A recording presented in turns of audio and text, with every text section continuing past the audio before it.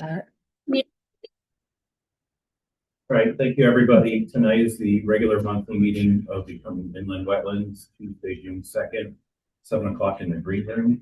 Kara, can you call roll for me? Yes. Scott Harley, Present. Edward Alberino, Present. Mike Florio, Here. Robert Corson, Here. Larry Edwards is absent, Christopher Horvath, Here. here, Thomas Welch, Here. Mark Burno, Douglas Elliott, Here. and Amy Hamlin. Repeat Mark for Larry. Yes. Mark for Larry. Housekeeping items. So we need to approve 3 meeting minutes. So I'll take the first one first. I'll take a motion to approve the regular monthly meeting minutes from May 5th. So moved. Eddie moves. Do I have a second? I'll second. Like seconds. Any discussion on our meeting minutes? All those voting in favor say aye. Aye. Want to abstain? Okay. Next one is the special meeting site walk that was on May 21st. Take a motion to approve. So moved. A second. 1 seconds. Any discussion? All those voting in favor say aye. Aye. Anyone opposed or abstain? And then the third site walk, it was a special meeting on May 28th. Take a motion to approve. So moved. 1 second. Okay. 5 seconds. Anyone discussion? All those voting in favor say aye. Aye. Anyone opposed or abstain? Okay, motion carries. Somebody wouldn't mind making a motion to amend the agenda and move item 3 chairs comments to the end of the agenda. I'll make that motion. Do I have a second? No second. Like seconds. Anyone discussion? Just want to make our chair comments at the end. All right. All those voting in favor say aye. Aye. Anyone opposed or abstain? Okay, on to item agenda number 4, new business. This is IWC 26-5, 0 Old Knott Road. That's map 14, block 3, lot 18 in the IP zone. Alex Seeley is the applicant, Town of Clinton is the owner. The application for regulated activity within 0 to 50 feet of inland wetlands or water course. Proposed activity and use of the site is regarding closure and remediation activities of the former Old Knott Road landfill in Clinton. Tonight we need to receive the application and consider scheduling a public hearing rather than a site walk. But we'll get into that discussion. Is the applicant here tonight? Come on up.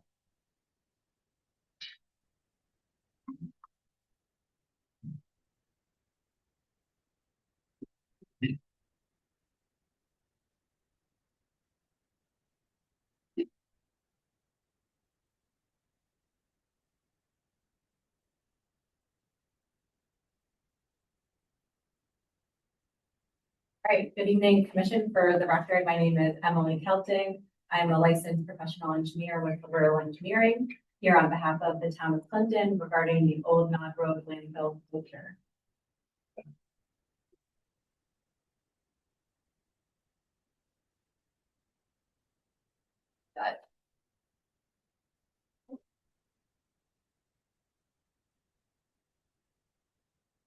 Excuse me, don't we have a microphone? It's not on right now. So if we can just project as much as we can. I want to make sure everybody in the back can hear you as well. Okay, great. Again, my name is Emily Kelting with Rural Engineering. Also here tonight representing the project is Kate Endler. She's a vice president with Rural Engineering and a licensed environmental professional. We also have Steve Diaz and John Sullivan with Lorero. And we have James McManus, who is a principal of JMM Wetland Consulting Services. He is the certified soil scientist who completed the evaluation of the landfill. So project overview. The site is located on Old Knott Road in Clinton. It's approximately 9.26 acres and the former landfill in town. We are proposing a comprehensive landfill closure prepared in accordance with Connecticut solid waste regulations and the open consent order that was issued by DEP. Our goal is to complete a former landfill closure, generate revenue for the town, protect wetlands and water courses, improve long-term environmental stability at the site, and enable future municipal use. A little site background. So the site is located on Old Nod Road. It is the historical landfill within the town. Originally, it was a forested ravine. Landfill operations took place between 1960 and 1979, and the site received municipal solid waste and industrial waste from local businesses. In 1980, an earthen cap was placed by the town. I think it's important to note that the cap that was placed by the town was not in accordance with state regulations. It varies between about 6 inches to 2.5 feet in thickness. The site became inactive following the placement of this earthen cap in 1980. And then in 1990, DEP issued a consent order on the site, which requires remediation of the landfill. The site has not undergone formal closure under the current regulations, and the consent order still remains open. So primary objectives of the project are to close out the open consent order, establish a stable final landform, minimize infiltration into waste materials, and reduce potential leachate generation, improve stormwater management, stabilize the steep slopes that exist on the landfill currently, protect adjacent wetlands and watercourses, and achieve long-term environmental compliance. Project benefits.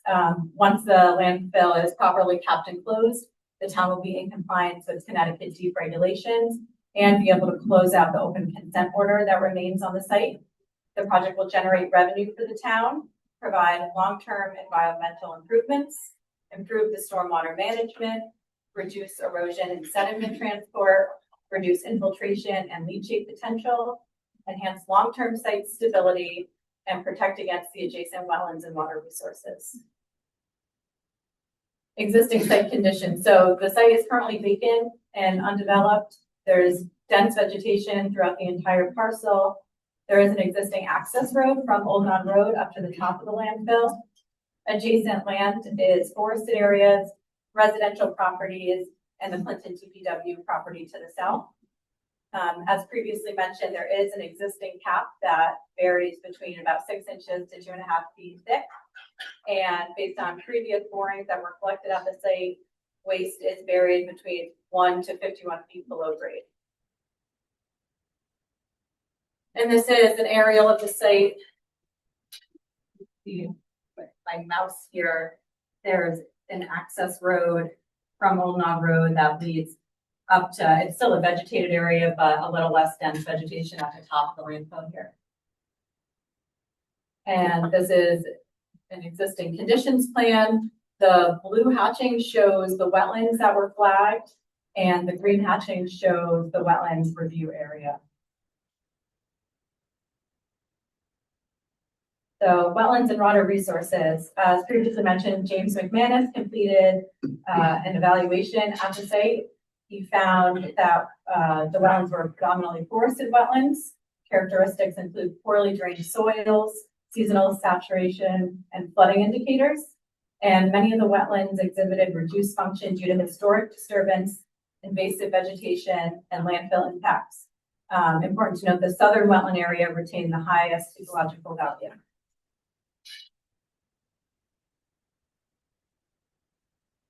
And for proposed site improvements, we're proposing to bring in fill material to bring the site up to subgrade, and then install a minimum 2-foot thick cover system.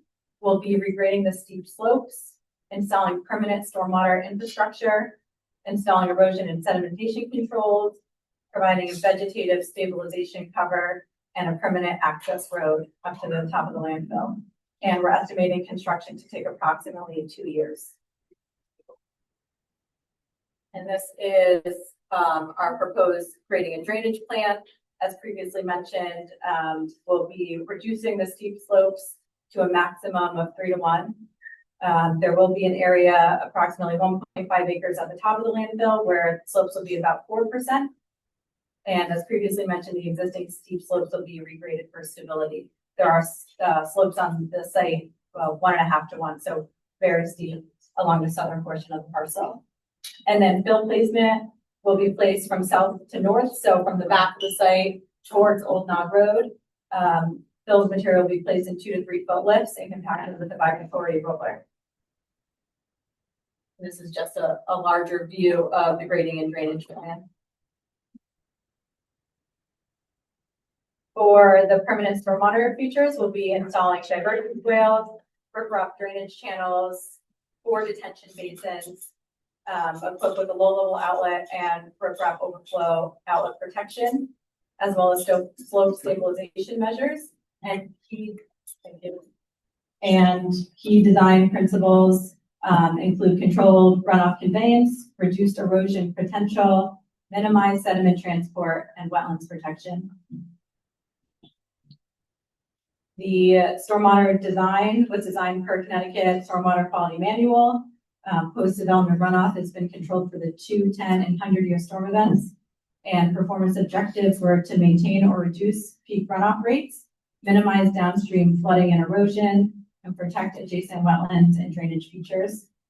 And I just want to go back just to quickly run through how the stormwater will work. So these dark lines here, this is the riprap swales that we'll install throughout the parcel. So stormwater will flow into these riprap swales.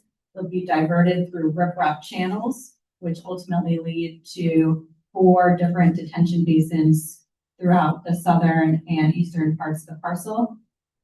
All 4 of those basins are designed with low-level outlets and high-level riprap overflow channels as well. And then for soil erosion and sediment control features, we'll be installing double row silt fencing and compost mulch socks around the entire limits of disturbance throughout the entire duration of the project. It's probably hard to see on this plan, but it essentially wraps around the entire parcel as well as around the southern basins that we're proposing. We'll be installing inlet protection on the existing catch basins located on Old Knott Road. There'll be erosion control blankets installed on all of the slopes that are 3 to 1. And there will also be an anti-tracking pad located at the entrance and exit to the site, which is the same driveway point. So wetland impact study. Important to note that there is limited impacts to an isolated low functioning wetland at the site, approximately 0.01 acres. And this was necessary for proper grading, landfill capping, and closure activities. This one pocket of wetland is located within a portion of the landfill where there's waste buried below it. The higher quality southern wetlands will remain undisturbed. Construction within the upland review area has been minimized. As previously mentioned, soil erosion and sediment controls will be implemented throughout the construction process, and stormwater drainage basins were designed to maintain stormwater drainage patterns. And this shows, again, the location of the upland review area is hatched in green, and where we're disturbing within the upland review area along the southern portion and a little bit on the western portion. On the eastern portion, you can see this one small pocket of wetland. This is a man-made wetland that the soil scientists found to have low functions and values, and we do have to disrupt about 0.01 acres of this small pocket in order to properly cap the landfill.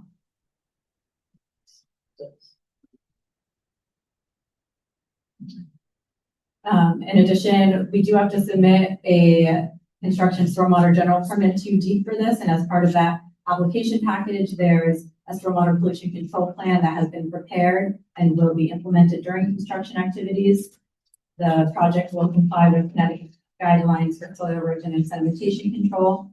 Stormwater structures are located outside of the regulated wetlands. As previously mentioned, riprap outlet protection will be located on all discharge locations, and wetland compatible seed mix will be installed within all of the basins for stabilization. The fill and cover material used to bring the site up to final grade will comply with site-specific criteria that Connecticut DEP has approved. This criteria has been designed to be protective of both human health and the environment. We've been working with the state since 2022 on this criteria, and it has recently been approved.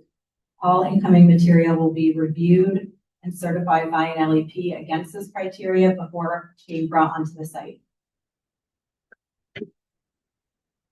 The final cap will consist of 18 inches of a low permeable material and then 6 inches of topsoil that will be installing the seed mix for final vegetative support. The design objectives of the 2-foot cap is to minimize infiltration and reduce leachate generation, promote controlled runoff, and support long-term maintenance and stability of the site. Following closure, a monitoring and maintenance program will be completed. This will include groundwater monitoring as well as inspections of the final cap. Completion of the project is expected to reduce the amount of infiltration through the underlying waste. In addition to approval through the Inland Wetlands Commission, we'll also be going through the town's Planning and Zoning Commission. There are 2 applications through the state. The first one is the Connecticut Deep Solid Waste Individual Permit. And as I recently mentioned, we did recently get approval on the material acceptability protocol, and we have approval to start stockpiling material. We will not be starting construction activities until we receive full approval through the town. I just want to make note of that. In addition to that, we also recently submitted the construction stormwater general permit through the state.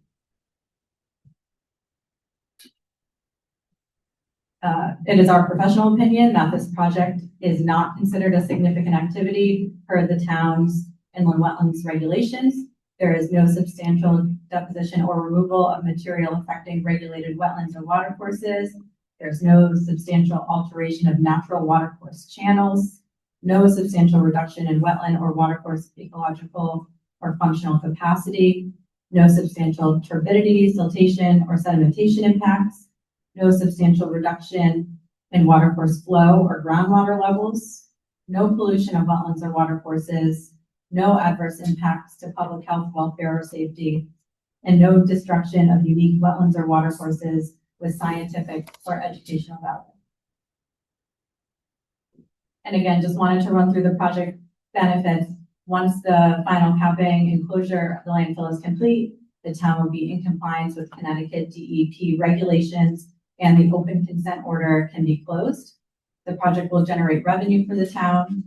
There are long-term environmental improvements associated with the project, improved stormwater management, reduction of erosion and sediment transport, reduction of infiltration and leachate potential. The project will enhance long-term site stability, and it will provide protection of adjacent wetlands and watercourses. And again, the higher quality wetland to the south will remain undisturbed, and construction within the upland review area has been minimized. Thank you. Okay, any questions? I have a question. How you gonna, what's the, monetary?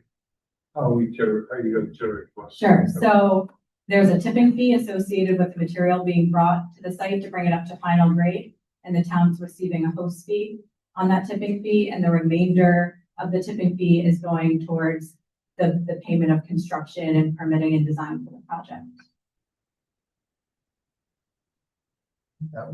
What kind of materials are we dealing with in this landfill? We're not going to be releasing things when you start using vibratory factors and things like acid rain on the site. No, you're talking about the criteria associated with the material coming into the site? No, I I'm just projecting your voice.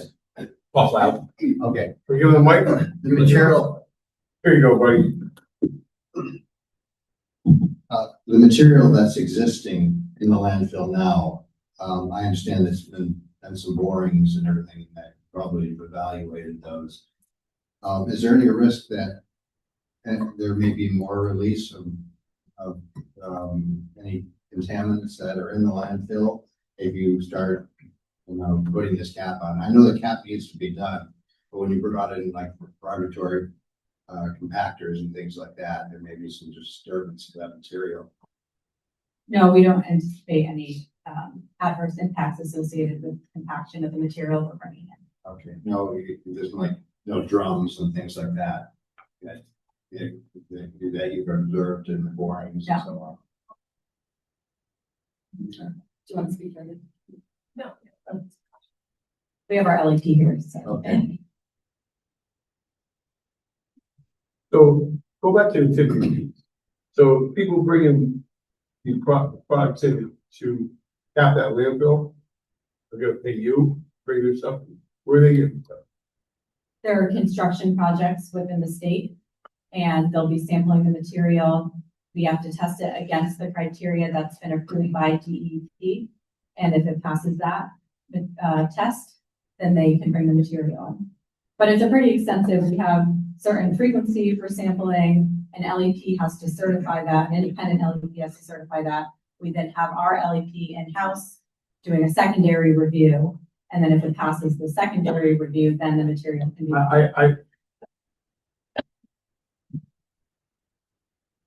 So any jobs that are going on in the state of Connecticut, instead of them using their, for them to sell, they're gonna bring it to you, pay you, take the stuff, is that what you're telling me? Yeah. This is a practice that's been going on for how long? We've done this in Hampton. Maybe close to a decade ago. We recently successfully capped and closed the Plainville landfill. That project was completed in 2024. And we're almost complete with a very similar project in West Hartford at their landfill as well. Will the bill coming in, will that meet industrial commercial or residential? The material being brought to bring the site up to subgrade will meet industrial commercial standards, and the top 2 feet will meet residential. Okay.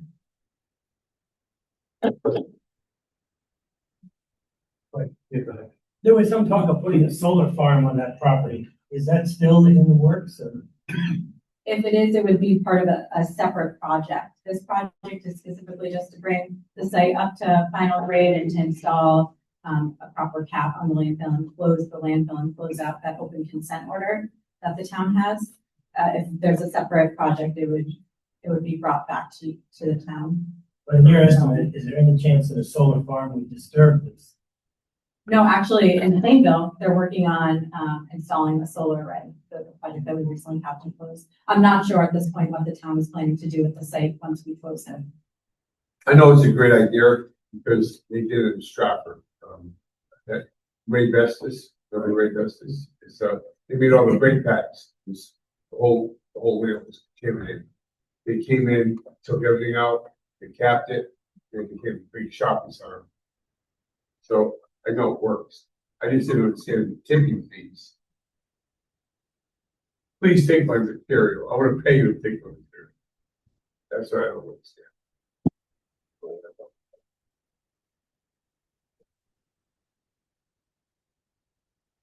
You did a good job. Oh, okay. Yeah, I'm sorry, I can't speak to that. I can tell you that, I've been closely involved in the Hampton, Plainville, and West Hartford projects, and they were successful. Plainville, we closed in 2 years. Very similar size site and very similar project. It'll work, for sure. This is basically an improvement on what's there now. Oh, Oh, 100%. And there is the open consent order on this thing. So the state is requiring remediation, capping, closing the landfill. Thank you. Thank you. Any further questions from the commission? Yes, I have one, if you can hear me. Go ahead, Chris, we can hear you. Yeah, I just wonder if there is a process for any long-term monitoring of this. I understand the need for it. It sounds very complete to me, but once it's capped, I just sense that people are going to be walking away from it. And is there any way of monitoring it over the years to make sure that this whole system is still working properly? Yeah, I'll bring Kate Engler in to speak to the monitoring following closure. Hi, good evening, commissioners. Kate Engler, Fleur Engineering for the record. I'm a licensed environmental professional with Lorero. I've also been working with Emily and the rest of the team on the Plainville and the West Hartford projects that she mentioned earlier, as well as this one.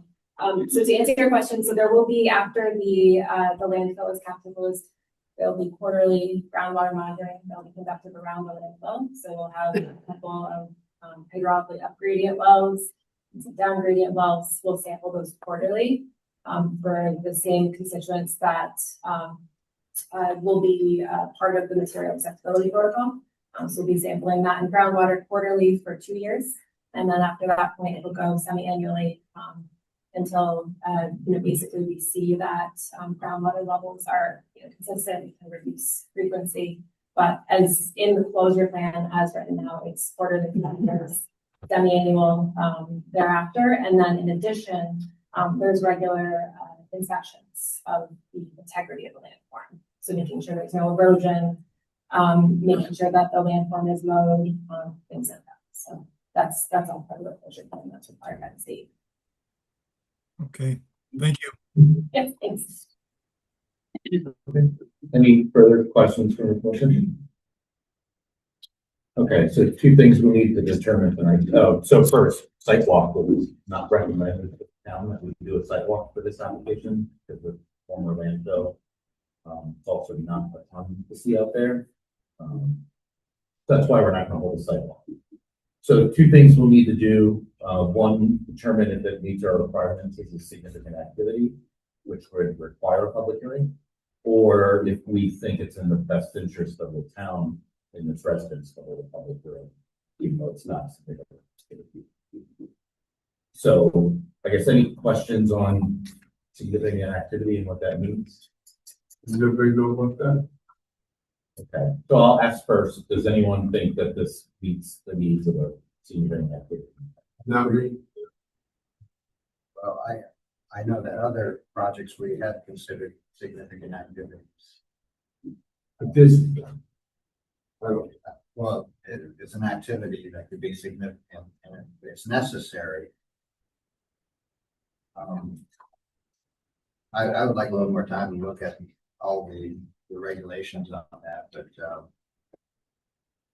I think that we had called out other projects that were similar, dealing with impact on wetlands, their proximity to wetlands, that we have called them significant activities. Even though I believe this is necessary to be done, we don't want to hold up the project, but I think it does meet that definition. Anyone else have opinions? It's to make them okay, but I believe it's best interest of the town. Actually, I told you here. When people of town come. Any thoughts on either? from what I heard, and we all been doing this, it's definitely not a significant activity. That's my opinion. And as far as a public hearing for the betterment of the town, that doesn't really, I don't think it should cause, I don't think there's cause for a public hearing either. That's my opinion. We all vote on it. I like to move this forward because they didn't find a significant activity. This is their profession. And I know certain places, like I mentioned, Great Vestas. Everybody, the old timers here, know what Great Vestas is. They break these big breaks. And that place turned into, they took everything out of it. You know, they cleaned it all up. And now it's a beautiful shopping center. It brings a lot of people to that area. But this is not a significant activity because it's not really involved with wetlands. There's only that one little parcel that, but that's on the whole picture is great for the town. The people that lived up there went through hell, you know, from that landfill. So, you know, we've got water in, contaminated, you know, everything's contaminated. So this is absolutely the best interest of the town to move forward. So I like to make a motion, either vote on it. Just for a point of order, you're receiving it tonight, so you can't, you actually cannot vote on the But same. we're not, it's just considered significant. We can vote that it's not, or it's. You can make that determination. So I personally don't think it's a significant activity. There is a bit of wetland impact, but it seems necessary for closure and closure of the consent decree. Yep. But I'm kind of the opinion because the town is the applicant that we should hold a public hearing.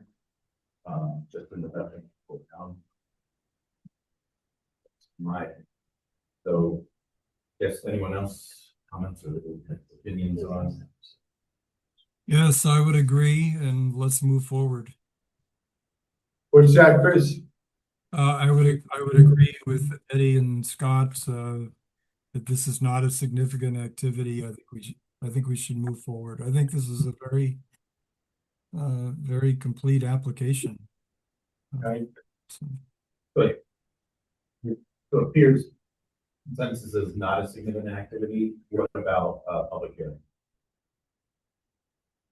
Who thinks public hearing? I don't.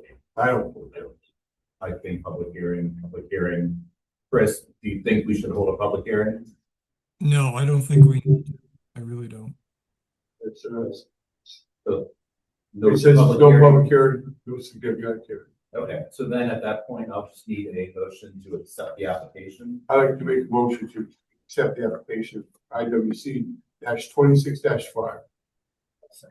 Okay, Mike seconds. Any discussion? I second it. Okay.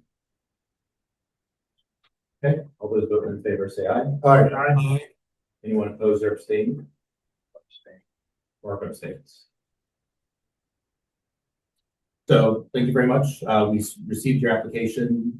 We'll be eligible for decision next month. No public hearing. That's it. Thank you. thank you for it. Thank you. Okay, on to item agenda number 5, hearings. First up is D-25-67 for 17 Pepperbush Drive. Assessors map 18, block 2, lot 15-26 in R80 zone. This is a show cause hearing for Maria Zandanella, who's the owner. For work done within 0 to 50 feet of the inland wetland or watercourse pertaining to the cutting, clearing, grading, and deposition of material without an inland wetland permit. And this is a show cause. Is Maria here tonight? Does not yourself. I'm sorry. Oh, yes. Would you like me to? Sure. Okay. So, this is coming before you as a show cause hearing. I have a report, but I'll briefly, read it. On October 2nd, 2025, I received complaint 2562 reporting that truckloads of dirt were being delivered to 17 Pepperbush Drive, potentially resulting in filling of the inland wetlands and possible encroachment onto property owned by the Clinton Land Conservation Trust. On October 20th, I received another complaint, C2567, reporting cutting, filling, and grading activities occurring within 0 to 50 feet of the inland wetlands and encroaching onto property on the land trust again. And the property in question for land trust is on Sassafras Lane. It's not numbered, but it's map 18, block 2, lot 15C. So I contacted Dana Whitney, a board member of the Clinton Land Conservation Trust, to notify him of the complaint. I have had previous conversations about other land trust properties. So I met him at the property of an acquaintance of his who resides on Pepperbush. She granted us permission to access the land trust property from her land so we could observe the conditions without trespassing. During the site visit, I took photographs and I observed the vegetation had been cleared. Large piles of gravel were present and heavy equipment was located on 17 Pepperbush Drive. It appeared cutting, gravel deposition, and grading activities had occurred on a portion of the Clinton Land Conservation Trust property located on Sassafras Lane. On 10/21/25, I issued a cease and correct order to the property owner, Maria Zandanella, for the following. And I list out the regulations. 6.1, no person shall conduct or maintain a regulated activity without first obtaining a permit for such activity from the Inland Wetland Commission of the Town of Clinton. 6.2, the commission shall regulate any operation within or use of a wetland or watercourse involving removal or deposition of material or any obstruction, construction, alteration, or pollution of such wetlands or watercourses and any other regulated activity unless such operation or use is permitted or non-regulated pursuant to Section 4 of the regulations. 6.3, any person found to be conducting or maintaining a regulated activity without the prior authorization of the Town of Clinton Inland Wetlands Commission or violating any other provision of these regulations shall be subject to the enforcement proceedings and penalties prescribed in Section 13 of these regulations and any other remedies as provided by law.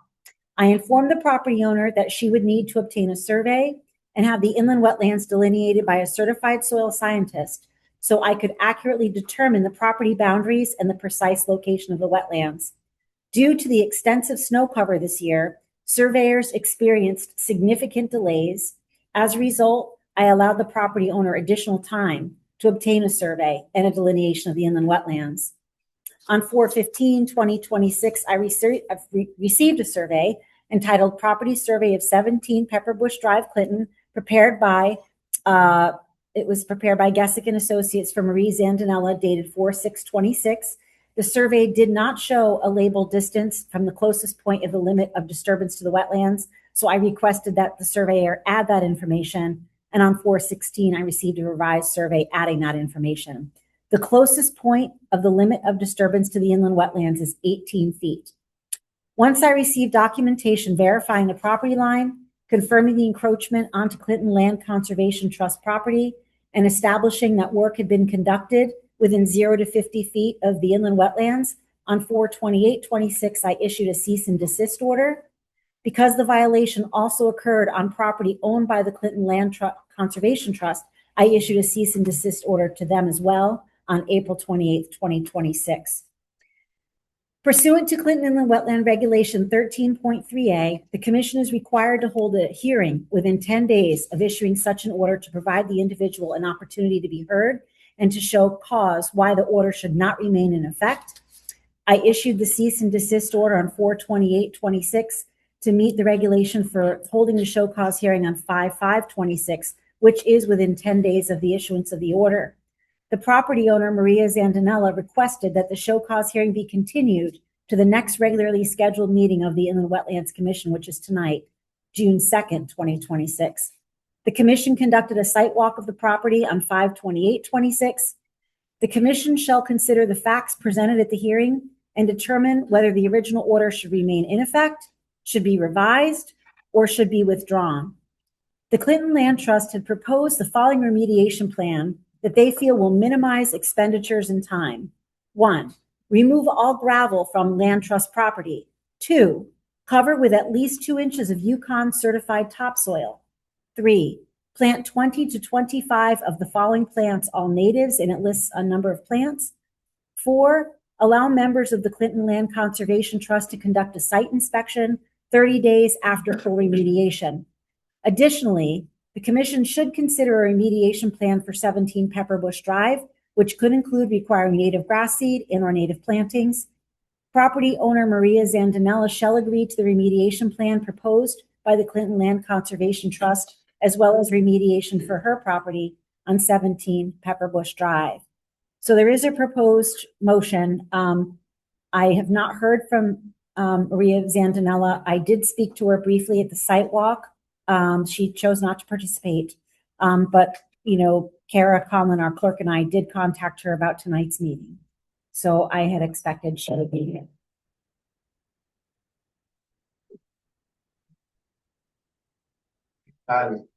So there's going to be a subsequent violation coming from zoning as well for other issues, keeping of horses in the paddock. In the rear, I don't know what she's proposing back there. I just know it's covered with the gravel and it's been cleared, but I don't know what the plan is for that part of the property. Did she give you a reason why she's doing it? She said that it might have to do with her horses, but she was somewhat, reticent to, discuss a lot of this with me. And the soil that she brought in back in, it's like a mason sand, it's for the horses. Yeah. That's exactly. There's sand out there. So She brought in, that's about, she probably brought in about 21, 22 tons of masons for the horses. And We're really So, out there. Land trust. so Abby, since she's not here. She's not, but there is a representative from the land trust. here. Yes. And I'd like to speak and voice the concerns. You might just state your name for the record? Sure. Larry Willett, I'm a resident of the town of Clinton. Do you mind just spelling your last name? I got it, Lord. Oh, It's right here. sorry. No. Larry Willett, a resident of the town and also a member of the Land Trust Board of Trustees. Last name is spelled Ouellette. All right, and again, I'm here tonight just to voice the concerns of the land trust. The enforcement officer did an exhaustive job as far as outlining what our recommendations would be. I would add that to those recommendations, in addition to the plantings that we request to be done to remediate the situation, that they be required to water them until they take and survive, obviously. Also, I just want to stress that all of this activity that was done by the landowner was done without our knowledge or permission. We know that. Sure, okay. I wanted to make that clear on the record, so that we want to make sure that the burden and cost of all remediation that we requested and or that are going to be required by the commission are incurred by the landowner, not by the land trust. You're gonna pay for it. Okay, that's all. All right, thank you. Thank you, Robert. Yep. So I can see, Kathy, you put together a proposed motion for us to revise the original. So you have a choice of, the order stands, it's revised, or it's, you could rescind it. But I think again, my recommendation, it's all up to the commission, but, if you revise it, then she'll have to do the remediation Mitigation. instead of a cease and desist. Well, we all agreed that it's imminent. Remediation. So if we revise the order, she's not coming in front of us, how do you enforce it? What would be next step? Well, I've done the cease and desist. I'm not sure the next. Right, so the order would issue, it would be, there are deadlines in the order, so if the deadline for the completion of the work on August 2nd is not done, then further enforcement ensues, it gets turned over to the town attorney for further enforcement, and if we need to proceed through the court system for enforcement, then that is the next step. So you're giving her two months to. I figured just because of and again, you can change that, it's up to you, but I just figured given that she has to get materials and plantings, and all these things, I would, give 60 days, but certainly whatever you feel is more. Yeah. That's fine. Correct. Yep. And like Larry said, make sure she, put it all in the chest of water, so it keeps like we did the other one. Yeah, so I have a draft motion. Again, you're welcome to change it. I just a couple of comments on the draft motion to consider, because part of the testimony that we heard, not testimony, but part of the comments that we heard from the site walk was that this is not gravel, this is a different fill material. Well, it's gravel. There's gravel and Then there sand. is, they want it, I had, because it 20, at least 20 tons of a mason sand. Is it possible to remove the gravel without removing the sand? Is the sand placed over the top of the gravel? No, sand's just in a pile. Okay, I just want to be clear what Sand is is a pile. actually being requested. Okay, all right. Sand is a pile. She can put that in her other barn, whatever. Does anyone mind making that motion? And then I think just for another, if it's okay. So if there's a watering provision, and the language of the cost burden, we would probably want to add those as conditions 5 and 6, and then change 6, 7, and 8. All costs should be incurred by the homeowners. Yeah, so we have 8, 9, and 10 for conditions. The watering should be taken care of by the homeowner. With periodic visits, Cap, because if they're not gonna water it, they're gonna be stubborn about it, then it's not gonna take. Yeah. Usually what we do in these circumstances, monitor, but I had that I'd come out after the completion work, but then I, probably want to come out again to make sure the plans have Remember, we lived. gave a year, and Yeah. we went back a year later, it was all, Or something before. Yeah, so Abby's just making the changes to add those And things. so what I can do is I'll do them to you in just a second. if Yeah. that's okay. That's Sounds good.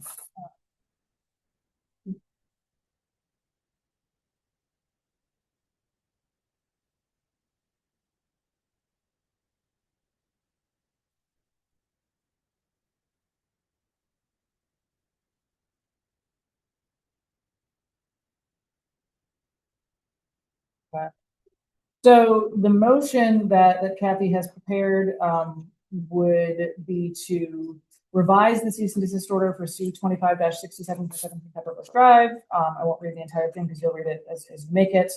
With the findings that she has proposed that you can read into the record, conditions 1 through 5 as written for you. Yep. Condition 6, planting shall be sufficiently watered to ensure survival. Yep. Condition 7, condition 7, all payment for required remediation shall be paid by the owner of 17 Pepperbush. Condition 8 would start in where 6 is written now, allow members of the Clinton Land Conservation Trust to do a site inspection 30 days after full remediation. Condition 9, contact wetlands enforcement officer to conduct a site inspection after completion of work. And condition 10, the deadline for completion of the above work will be August 2nd, 2026.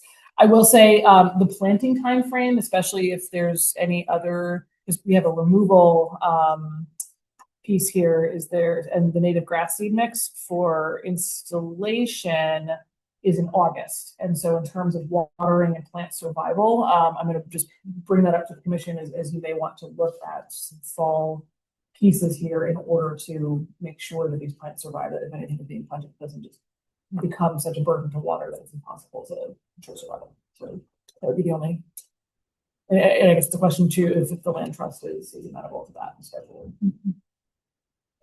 Thank you. Thank Libby. you. I have a question, Scott. Do we have a grant emissions within the 50 feet buffer? Sure. So We're gonna tell her- into the wetlands before. but I mean, we're gonna tell her to take all that material out of there. It's almost like, in my mind, was if there's some portion of that material closer to our house that could be. So, did you went out there? Yeah. She's 18 feet from what? Survey. Oh, So sure. if you, This one we have, the if she survey. has This is to from do an Leah. activity out there, it could, It's challenge. 7, her, 17. You know, like, if you have horses up, you know, and then the rain comes, you know, but all that goes into the well. We brought it up here. That's why you have to be, you know, buffer at 50, So, I'll just show you. you know, 50. So, this is the property line here. This is Sassafras Lane where the land trust has their property. This line with the triangles is the inland wetlands flags.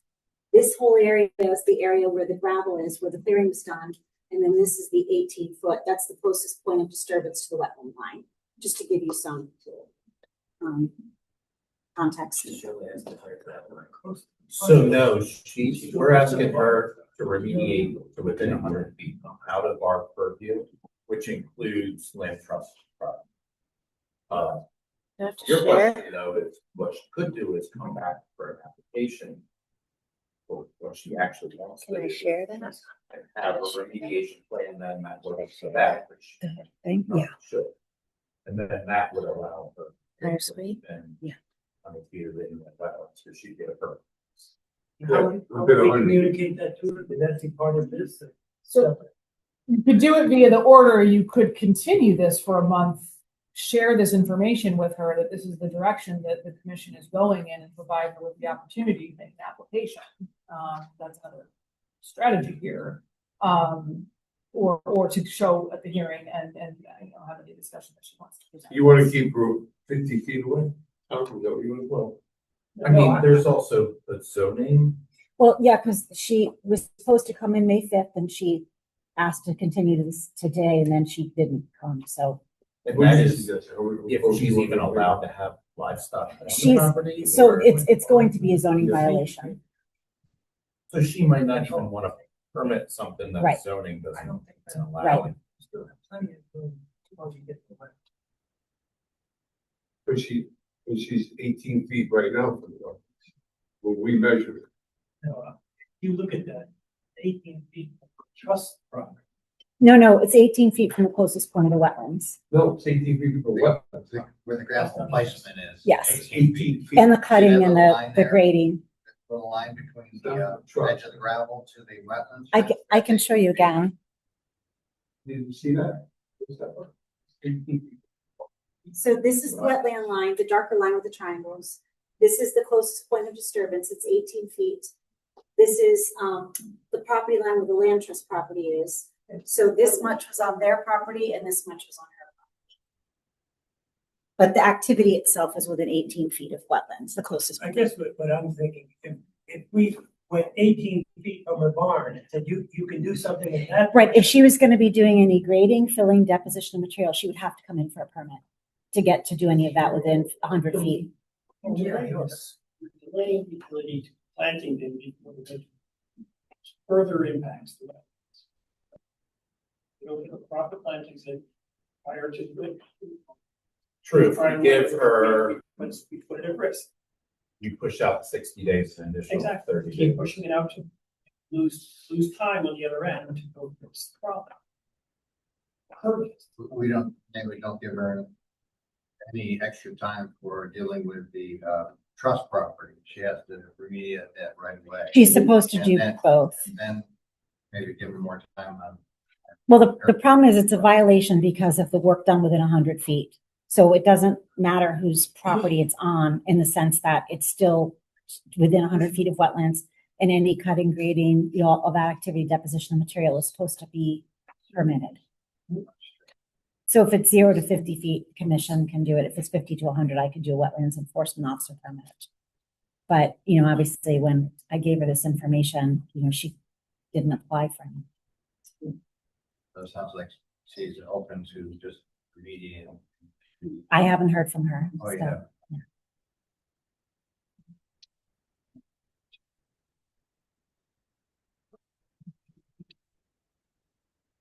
yeah. So if you don't mind reading Yeah, it, Mike. and then just another Motion, I move to revise the cease and desist order for C 1-25-67 for 17 Pepperbrook Drive, Assessors Map 18, Block 20, Block 2, Lot 15-26, R Eden Zone, property owner Maria Dindanella.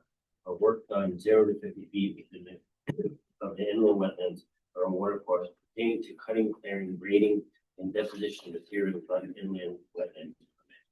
With the following collective findings. 1.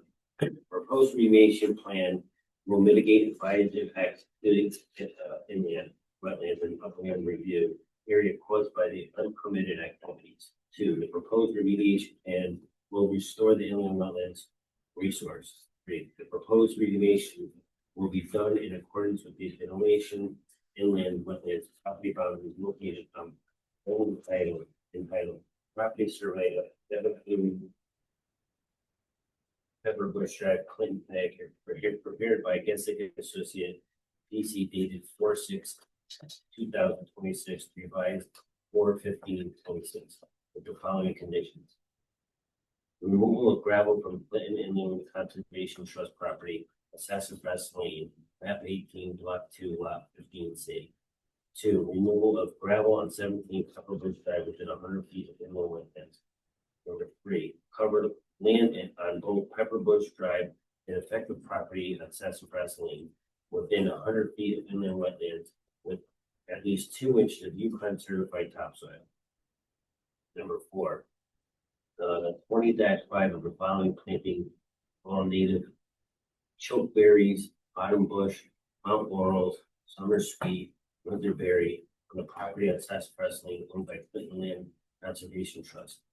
Planting in native grass seed mix 17 Pepperbush Drive within 100 feet of inland wetland. 6. Allowing members of the Clinton Land Conservation Trust to do a site inspection 30 days after the full remediation. 7. Contact wetlands enforcement officer to conduct the site inspection after completion of work. 8. Deadline for completion of the above work will be done August 2nd, 2026. with then the amendment. The amendments that we just put in there.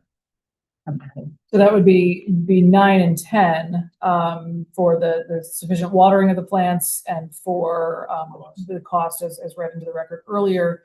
And that deadline for completion, when it talks about all above work, I would say for all required work.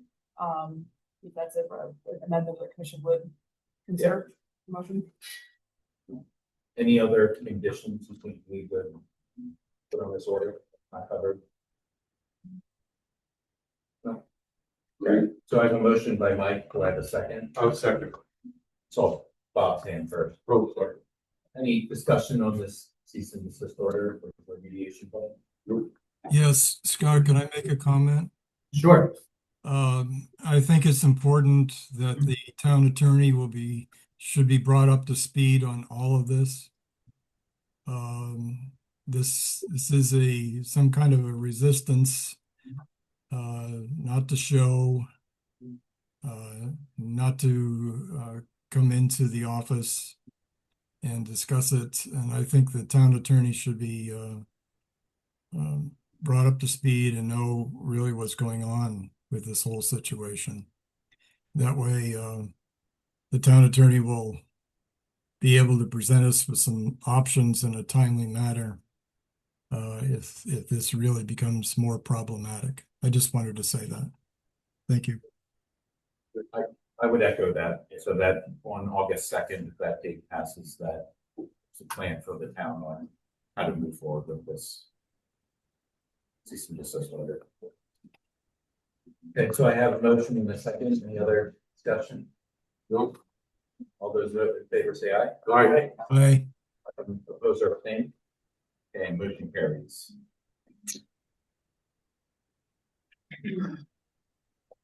And then just to let anyone from the audience know, I didn't mention it earlier, you're here for 0 Hill Road. The applicant has asked to push that public hearing to next month. Is anyone here for 0 Hill? Oh, yeah. Sorry, I should have said that earlier. I forgot. I would have said so, brother. The applicant's engineers need more time to address town engineer comments. So they asked to push it next month. So if you're here for that application, you can leave. I'm sorry I made you hang here.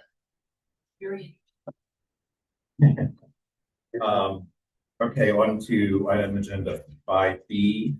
This is C-26-1 and B-26-6. I'm gonna excuse myself to go get some water. So Eddie's gonna recuse himself from 32 Old Knott Road. We'll see Amy for Eddie. So this is gonna be 32 Old Knott Road, Assessor's Map 20, Lot 6. Over here. 57 I'm not sure. R60. Robert Godsey, Brianna Fusio are the owners.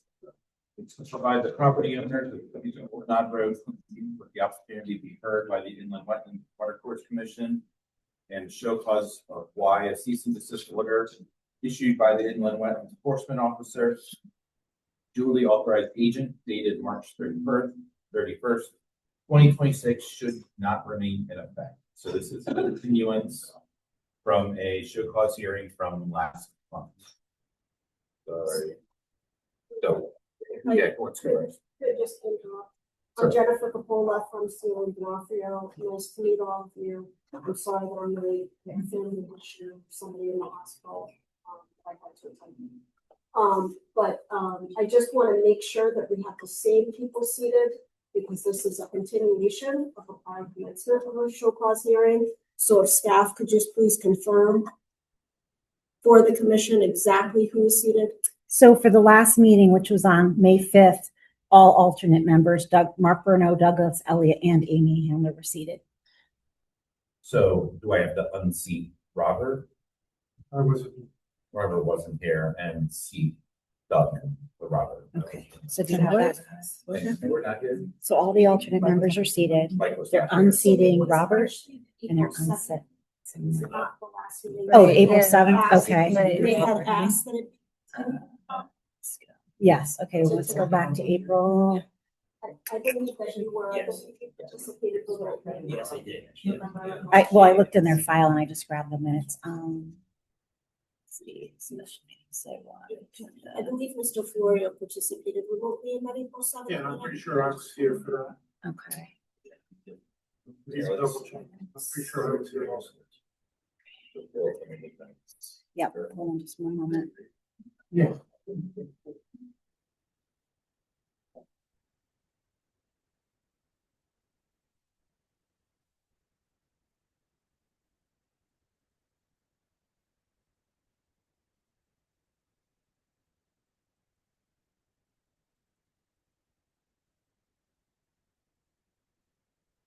You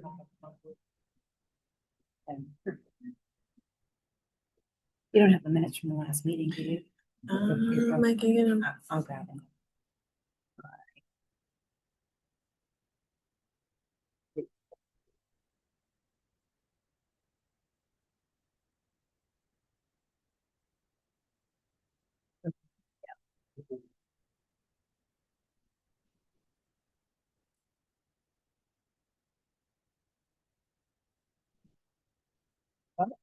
Yeah, just a second here. Maybe get into the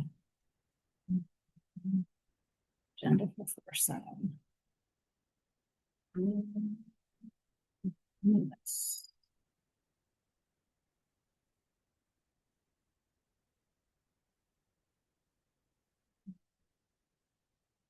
Here we go.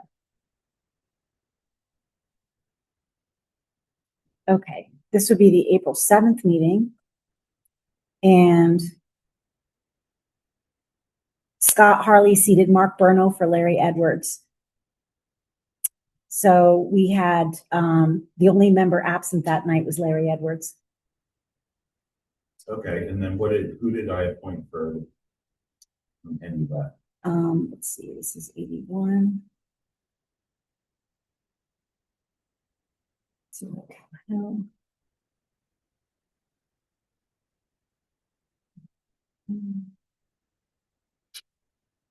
here we go.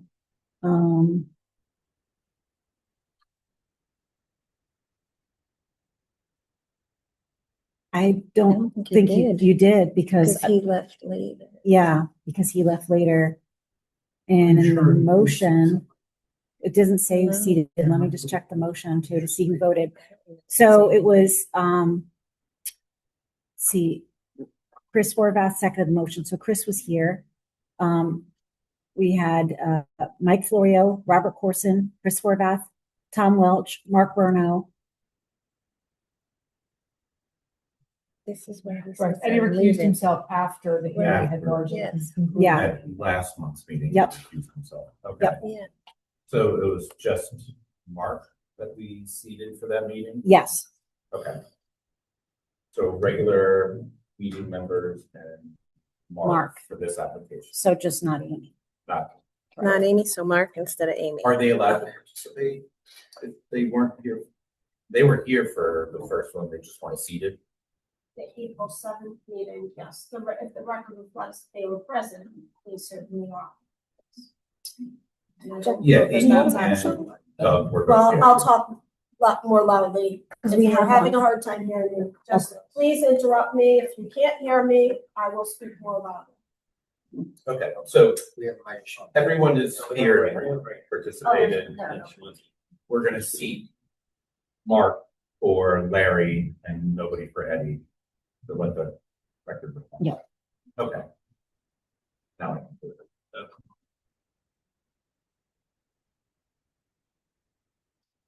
So do we want to start with the town? So typically, I think, I always do recommend if there's anything that, I don't think it was on.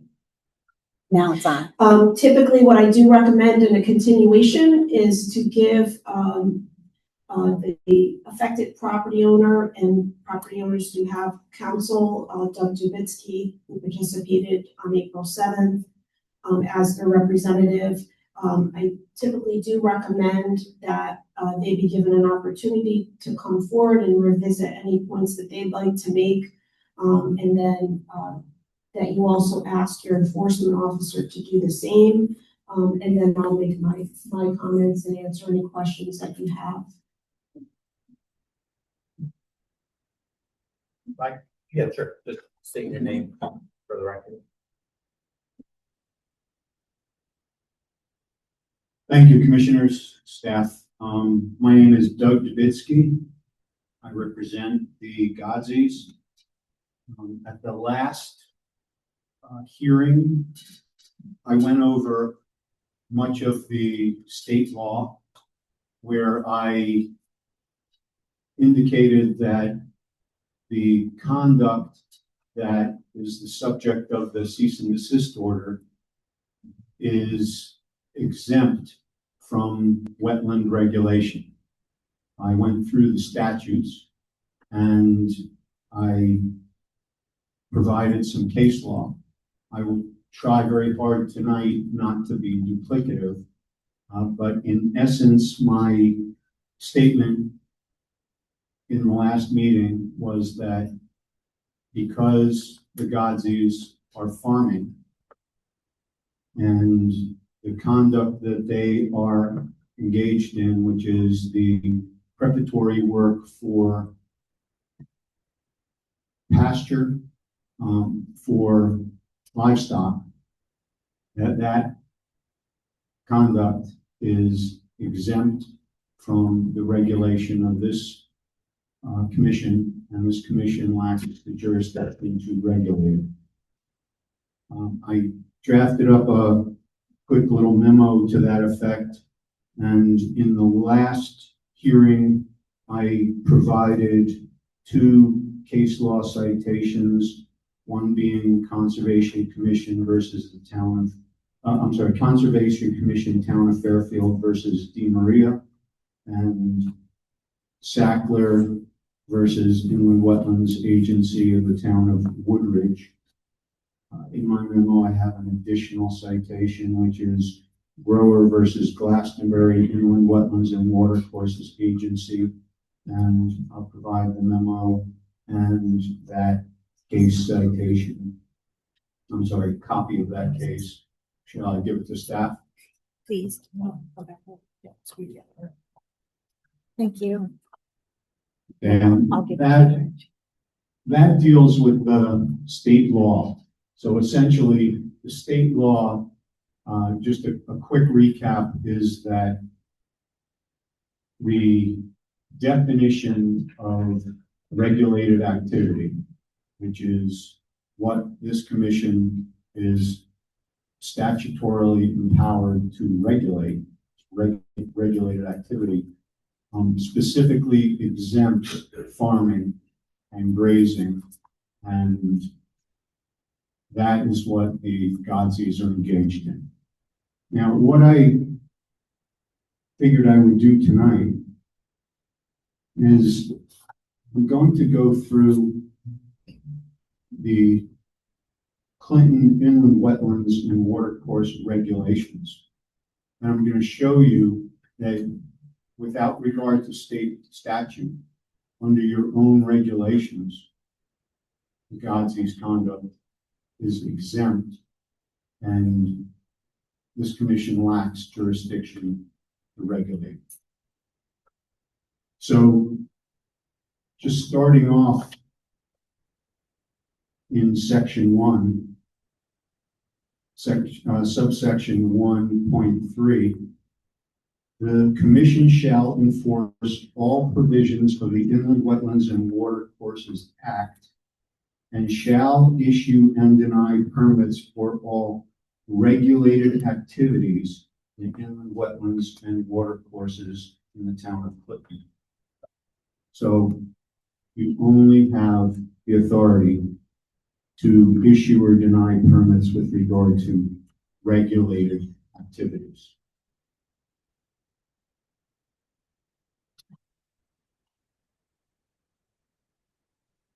In section 2.7, there is a definition of farming, and 2.8.1, there's a definition of grazing.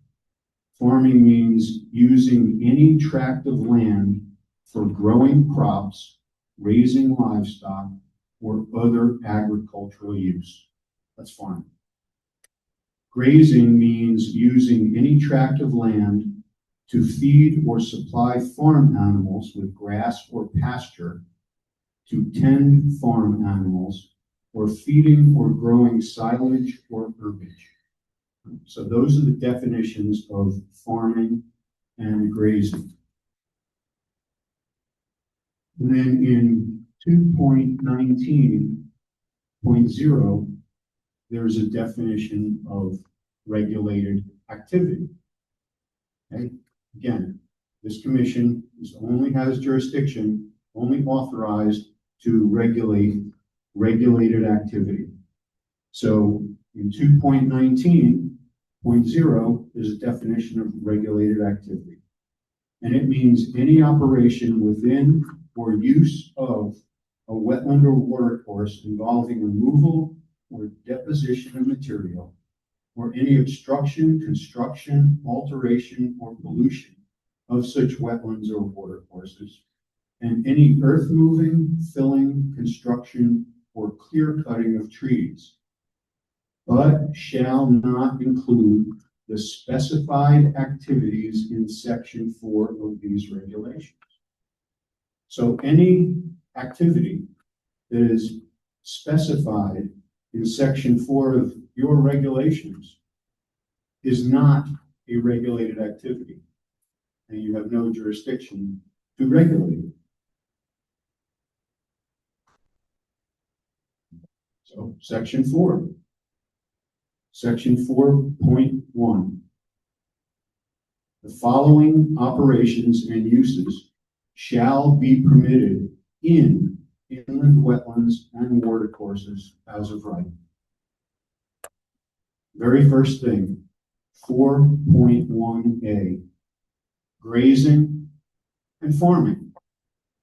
We just heard the definitions of grazing and farming. It's exactly what they're doing. So grazing and farming are specified as of right uses in section 4. And in section 2.19.0 are specifically exempt from the definition of regulated activity. And again, this commission is only authorized and only has jurisdiction to regulate regulated activity. Grazing, farming are not regulated activity. Now, it is true that the Godzies have also taken down trees and are removing stumps. That is not clear cutting, but assuming it is, let's assume that this commission decides that that fits in the definition of clear cutting. Well, in section 4.1a, one of the things that is specifically exempt as of right, clear cutting timber for the expansion of agricultural cropping. It's exactly what they are doing. They're clearing land for their cows to graze on.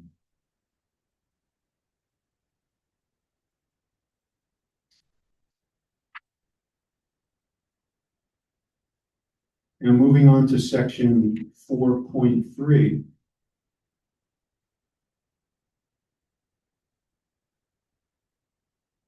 All activities in wetlands or watercourses involving filling, excavation, dredging, clear cutting, grading, and excavation, or any other alteration or use of a wetland or watercourse not specifically permitted in this section shall require a permit from the commission in accordance with section 6 of these regulations. So if it is specifically permitted in this section, it does not require a permit. Section 4.3 of your regulations clearly says so. And the activities that the Godzies are conducting are specifically permitted in section 4.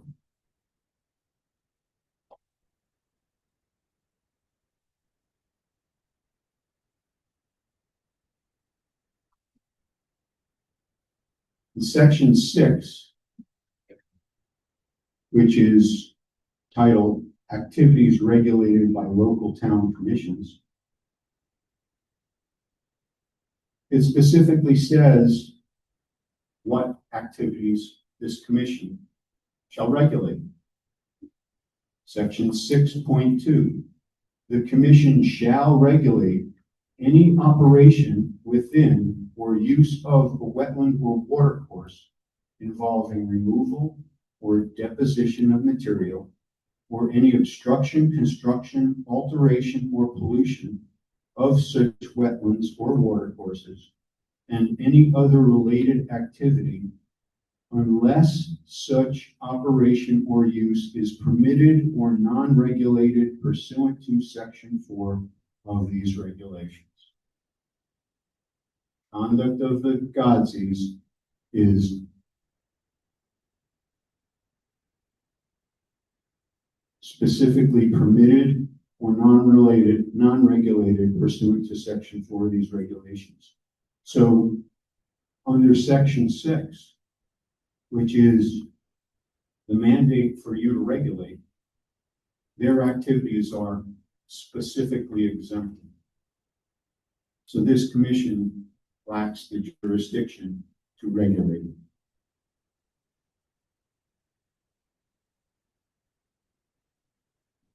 Now, one of the things that the Godzies are doing, as I said, is they're taking down some trees.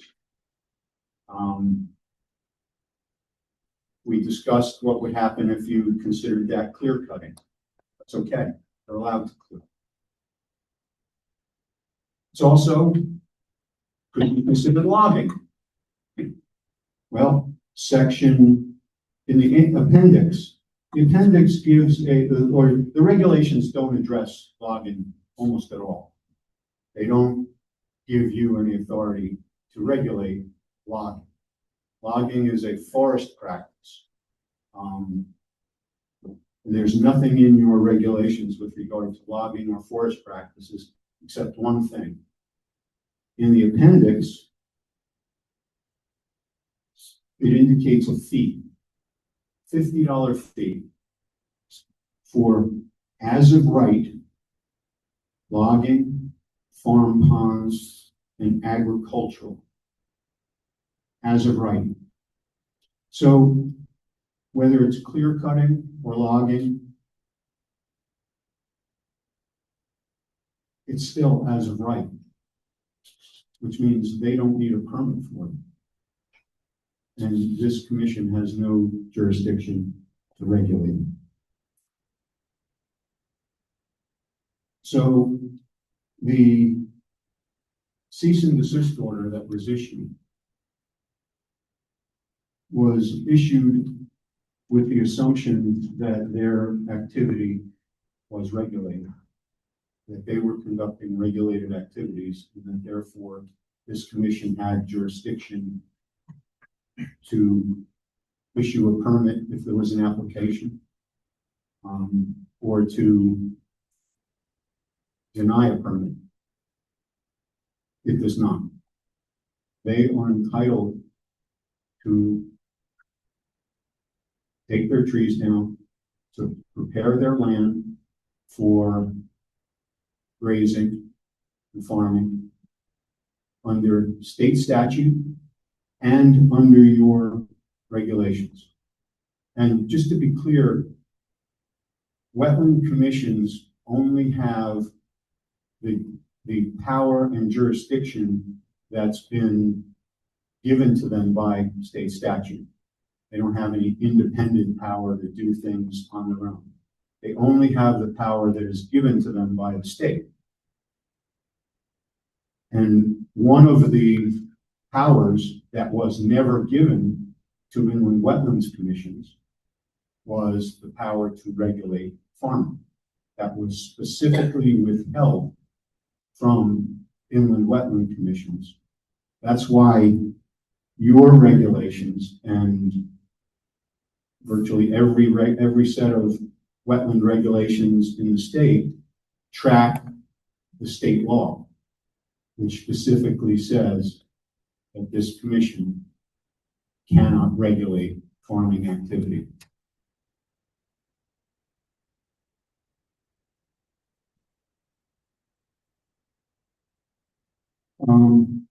One quick thing, just there's one of the things that the Gazis were accused of was doing excavation. Well, they have been removing rocks. They're entitled to remove rocks. In section 4, one of the exempt activities which tracks Connecticut General Statutes 22A40, which is permitted operations and uses, is farm ponds of 3 acres or less, essential to the farming operation. So just to be clear, that's in both the statute 22A40 and in your regulation in 4.1A, that one of the activities that is exempt from your jurisdiction is digging a 3-acre pond for farming purposes. 3 acres. We usually use heavy equipment to dig a pond, 3 acres. Lots of rocks are removed, lots of material is removed. That is exempt from your jurisdiction. Under the statute and under your own regulations. They're not doing anything that massive. They're removing rocks, they're removing trees and stumps. So if there is an argument that the only thing that's exempt is having cows walk along on the grass, that's not the case. Farmer is entitled to prepare the ground for that pasture. Farmer is entitled to remove trees, remove stumps, remove rocks. All of that is exempt from wetland jurisdiction. And I'd be glad to answer any questions. Do we want to do questions first and then turn it? I'd like to say something first. So I just want to, Attorney Dubitsky went through the regulations. I just want to clarify a couple things. 4.1A, which he mentioned, it specifically says, the provisions of this section shall not be construed to include road construction or the erection of buildings not directly related to the farming operation, relocation of water courses, etc. Also, it says here in section 4.4 that any person proposing to carry out a permitted or non-regulated operation or use of a wetland or water course needs to come to the commission first and provide sufficient information to enable it to properly determine that the proposed operation and use is a permitted or non-regulated use. So absolutely the commission has jurisdiction over this. I spoke to the Gotsis, as I stated in my cease and desist order at the last meeting, numerous times before they even purchased the property. And I talked to them about if they wanted to farm. I don't want to muddy the waters because they have not applied for a farm permit with zoning, but that's a separate issue. And this is just agricultural use, not necessarily a permitted farm. So again, I want to keep those things separate. But as far as I'm concerned at this point, I've met with them multiple times. They've been very uncooperative, as you know, and I have nothing in my records to show that this is a farm or agricultural use. All I have are cut wetlands. And all I have is activity on the other portion of the property, which is not within 100 feet of wetlands, which, as the attorney mentioned, is cutting of trees and clear cutting, which is another issue with zoning. But to say that it's agricultural use, I have no proof of that. I've gotten nothing from them to state that that's the case. So I'm standing by my cease and desist order because I see what we consider to be a violation. Cutting, grading, clearing, all those, my activities in here were conducting a regulated activity without first obtaining a permit for such activity from the inland wetlands, and farming, grazing, nurserying, gardening, and harvesting of crops without the required as of right determination from inland wetlands. So at this point, I don't see how this is considered to be agricultural use. We have no proof of it. And also specifically that there are direct activities that are part of farm use that are not exempt. And without a plan, I don't know if erection of buildings is included. I don't know if road construction is included. I don't know if there's any relocation of water courses. I don't know what's going on the property. So that was gonna be my question. You submitted nothing to the record, show any of the improvements. Regulated. You haven't shown that, you know, the buildings that are being built are for farms. And you also haven't let us on site. So how are we supposed to make the determination if you have nothing in front of us to really support what your argument is? It's a good question. We did not deny you access to the site. What we denied was having the public come onto the site. We offered that any of the commissioners, whether individually or in small groups, could come on, look and see what's going on. The Godzies have no obligation to open their property to the public. And that's what we were told was required. It is. I know in other towns, they'll do a site visit of one or two commissioners will go out at a time and go look at the place to avoid having a meeting and to avoid it being open to the public. I'm told isn't done here. A site walk is a public meeting, always. It's not a public hearing, but it is a public meeting. We can't bar the public from attending. Well, there is nothing in the statutes or the regulations that requires the Godzies to open their property to the public. There are privacy issues, there are liability issues, there are safety issues of opening their property to the public. There is no requirement in any of the regulations or statutes that I've ever seen that require them to do that. If the commissioners would like to see it, or if they wanted to see it, we offered that they could come a few at a time and take a look. We were told no. So we did offer. Okay, so then what about a plan? As far as I know, and perhaps Brianna could confirm, we did file a plan. We took a survey that was on record, and the property owner took that survey and drew on it with labels as to where the various elements of the farm were and were planning to be. Hold on. It's a So little. do you know the date of this plan, like when was the last time these wetlands were mapped? We can. Mapping the wetlands is frankly irrelevant. If you can farm directly in the wetlands, what's the difference if they're here or there? If your cows can still move from one place to the other. So there is no requirement that the Godzies spend the money the cease and desist order requires that they conduct a survey. A 27-acre survey is many thousands of dollars, and then additional thousands of dollars to have a soil scientist come out. They are allowed to farm in the wetlands. So what's the difference where they are? How many cows do they have? I don't know the answer to that. What's the difference? I don't know, I'm just asking, how many, do they have 10, do they have 5, do they have any? How many cows do they have? What are we talking about? I don't know the answer as to how many. How do you not know? And you know, I live on a cow farm myself, and every year it's a different number. Well, is there 5, 10, 20? I mean, How many do we have? Yeah. This year, we have 26. Okay, how many cows do they have? Like, I'm just curious, because you keep saying cows. So I'm like, how many cows are there? I don't know. Well, there aren't any there at the moment. They're in another property. They're trying to prepare their land to bring them over. Okay, that's what I'm asking. At the moment, there are no cows there. So you mentioned digging a pond, removing rock. What have you submitted to the town or to us to show that that is essential for farming, which you replied to? They're not going to dig a pond.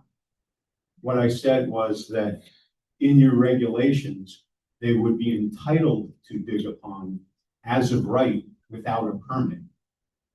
They're not, that is not in their plan to dig a pond. They have a pond. No. How is it a farm? Mean zoning? Is that what you? Well, this commission is not the zoning commission and has no authority to enforce zoning regulations. I understand. Calling it, I would think it's permitted as a farm, in order for it to be. What In order to be, for it to be a farm, it can be not a regulated activity at all. the wetland commission does not permit farms. We can give Okay. sort of a rundown too of the difference between the wetlands permitting and the zoning permitting. So the wetlands jurisdiction deals with specific farming activities as defined in statutes and regulations, which may be separate from what happens under the zoning jurisdiction. So while a zoning determination of the farming is required as a sort of a separate enforcement activity, this commission is not dependent on a determination from the planning and zoning commission nor its decision needs to be related to that process. That we have to take them as separate issues. So what is the town's stance as whether this property is a farm or not? If it's considered a farm, There's no permits that have been submitted for any farming use to zoning, and there's been nothing that's been submitted to wetlands other than a plan, which doesn't really satisfy the requirements of a plan.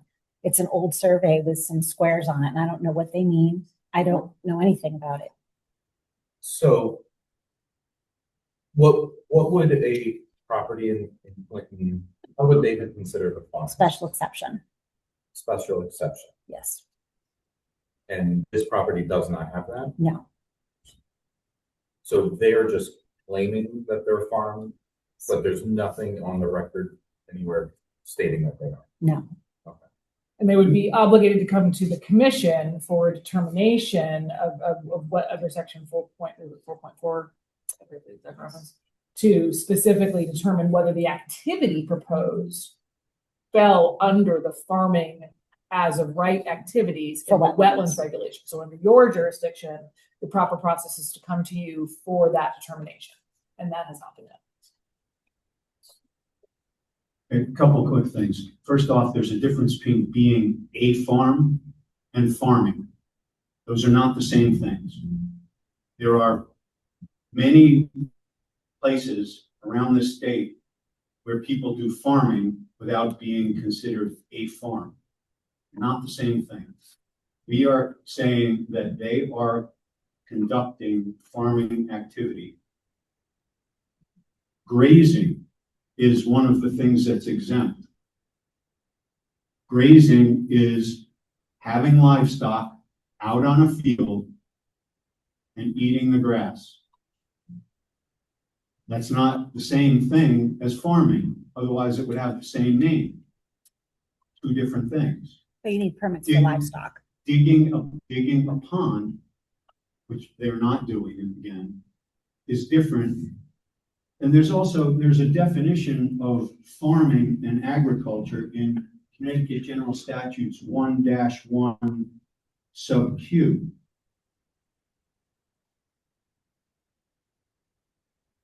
Which starts off, it's extremely long, it's very inclusive, but it starts off that except as otherwise specifically defined, the words agriculture and farming include cultivation of the soil, dairying, forestry, raising or harvesting of any agricultural or horticultural commodity, including the raising, shearing, feeding, caring for, training, and management of livestock, including horses. And it goes on for half a page. So clearly the raising, feeding, and management of livestock is agriculture and farming under Connecticut General Statutes 1-1 sub Q. This commission and this town have no authority to change the statutory definition. There's also,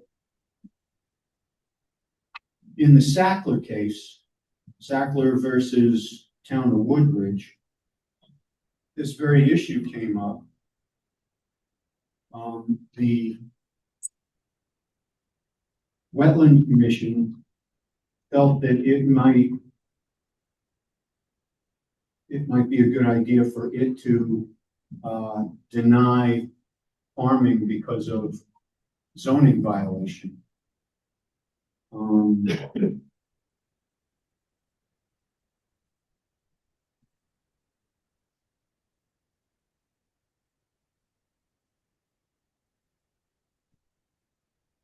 And the court says, if the interpretation of the last sentence of 1-1Q, which I'll read that first.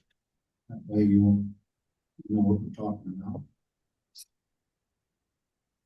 Okay. In 1-1Q, the last sentence says, nothing herein shall restrict the power of a local zoning authority under chapter 124. Right? That's the last sentence of the definition of farming. So the court says, the fact that 1-1Q states nothing in its language is meant to limit a local zoning authority's power under chapter 124 should not be taken to mean that a local authority can define what 1-1Q says constitutes farming or agriculture. If the interpretation of the last sentence of 1-1Q is given that one suggested by the defendant, which is the Wetland Commission, it would authorize an inland wetland agency the power to wander outside its sphere of expertise and responsibility through the town's zoning regulations on a willy-nilly basis in exercising its own regulatory power, which have nothing to do with enforcing local zoning regulations as such. So regardless of zoning, this commission can't enforce zoning regulations. So this commission can determine if it has jurisdiction over farming, and it can determine if what they're doing is farming.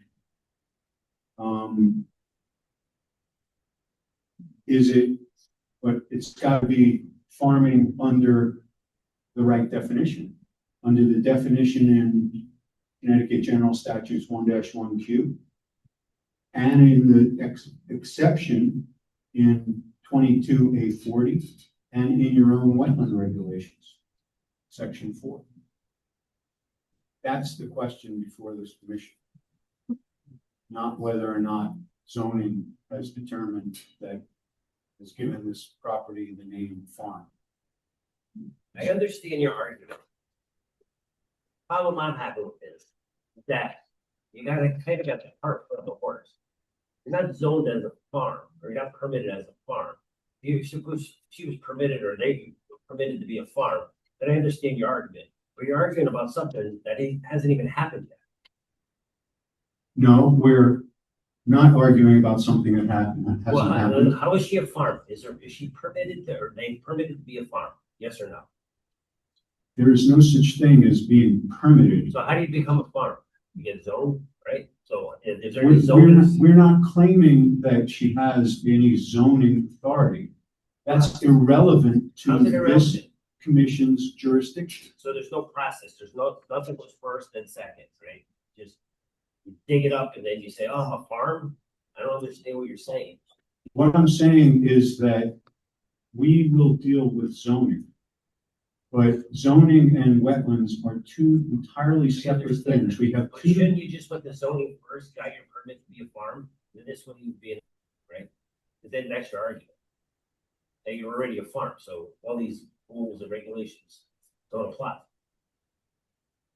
But right? Let's assume that you're right. Okay. Let's assume for the sake of argument that you're absolutely right, 100%. The commission still has no jurisdiction. Right. At that point, we would not. Correct. According to what those rules said, that you're saying.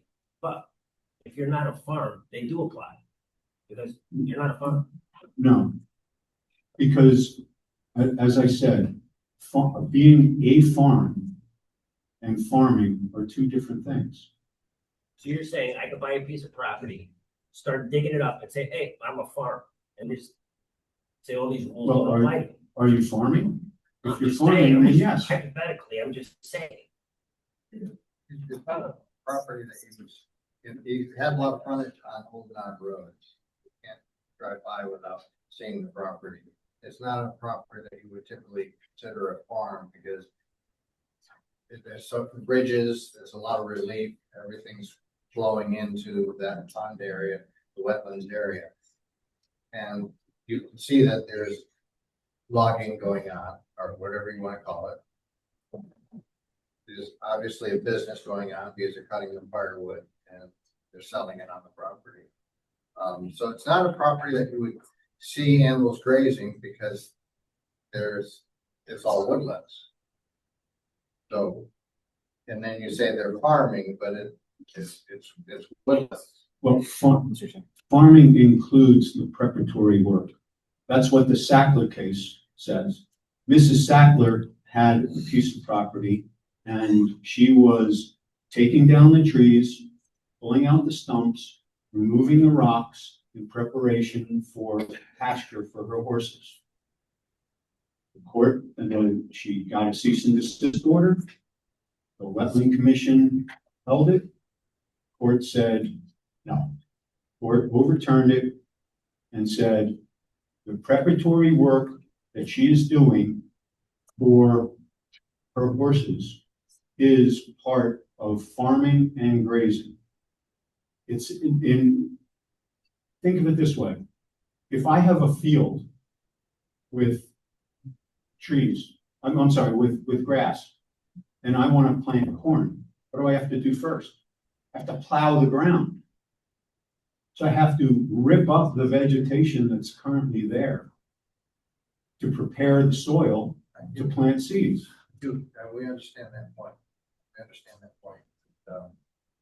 It's whatever activities that are in that property are basically going to impact what wetlands are there.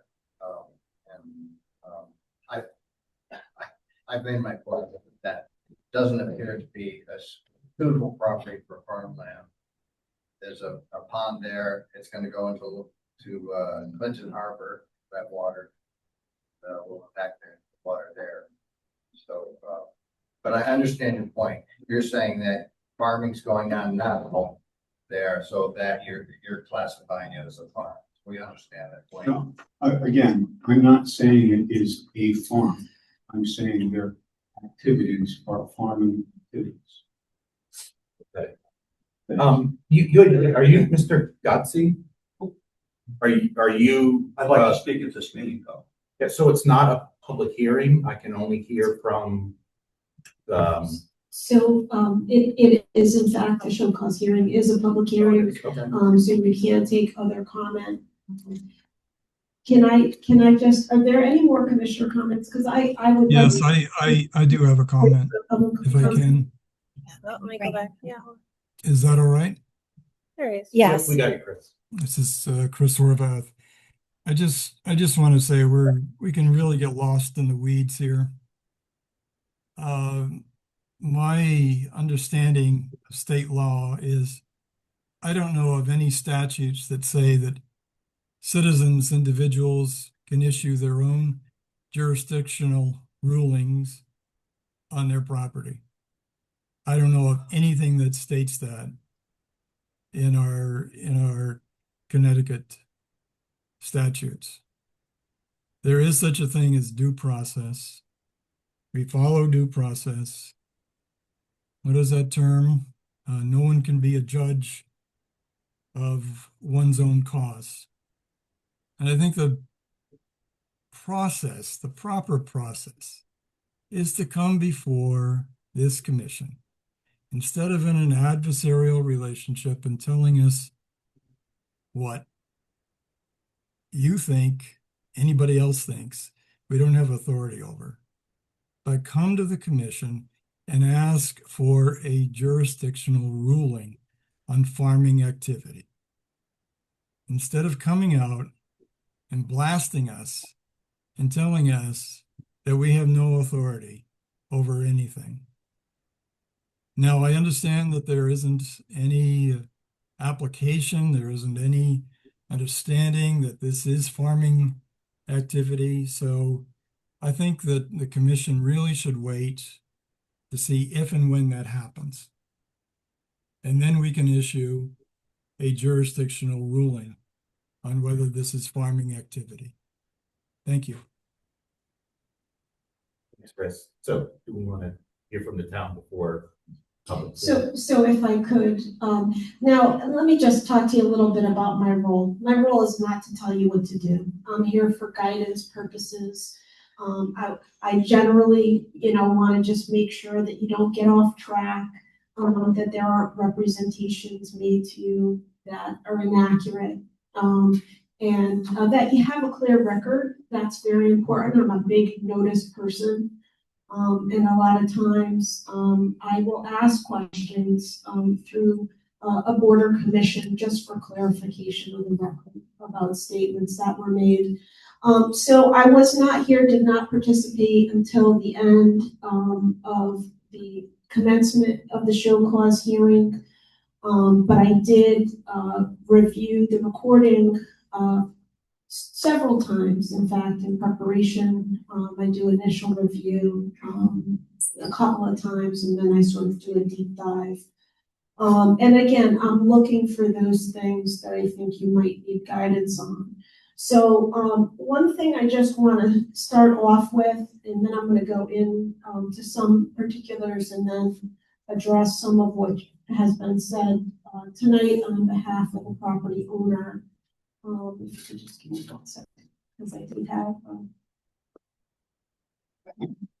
I'm trying to be efficient and use 2 laptops so I can move quickly through what I have to say so you can hear from other people and ask any questions. So again, counsel for the property owners, Attorney Dubitsky did go over this. Section 22A-40 is considered to be the quote-unquote farming exemption. In our general statutes, it says, and the language of it somewhat mirror the language of 4.1 and your regulations, 4.1A. So 22A-40 is entitled Permitted Operations and Uses.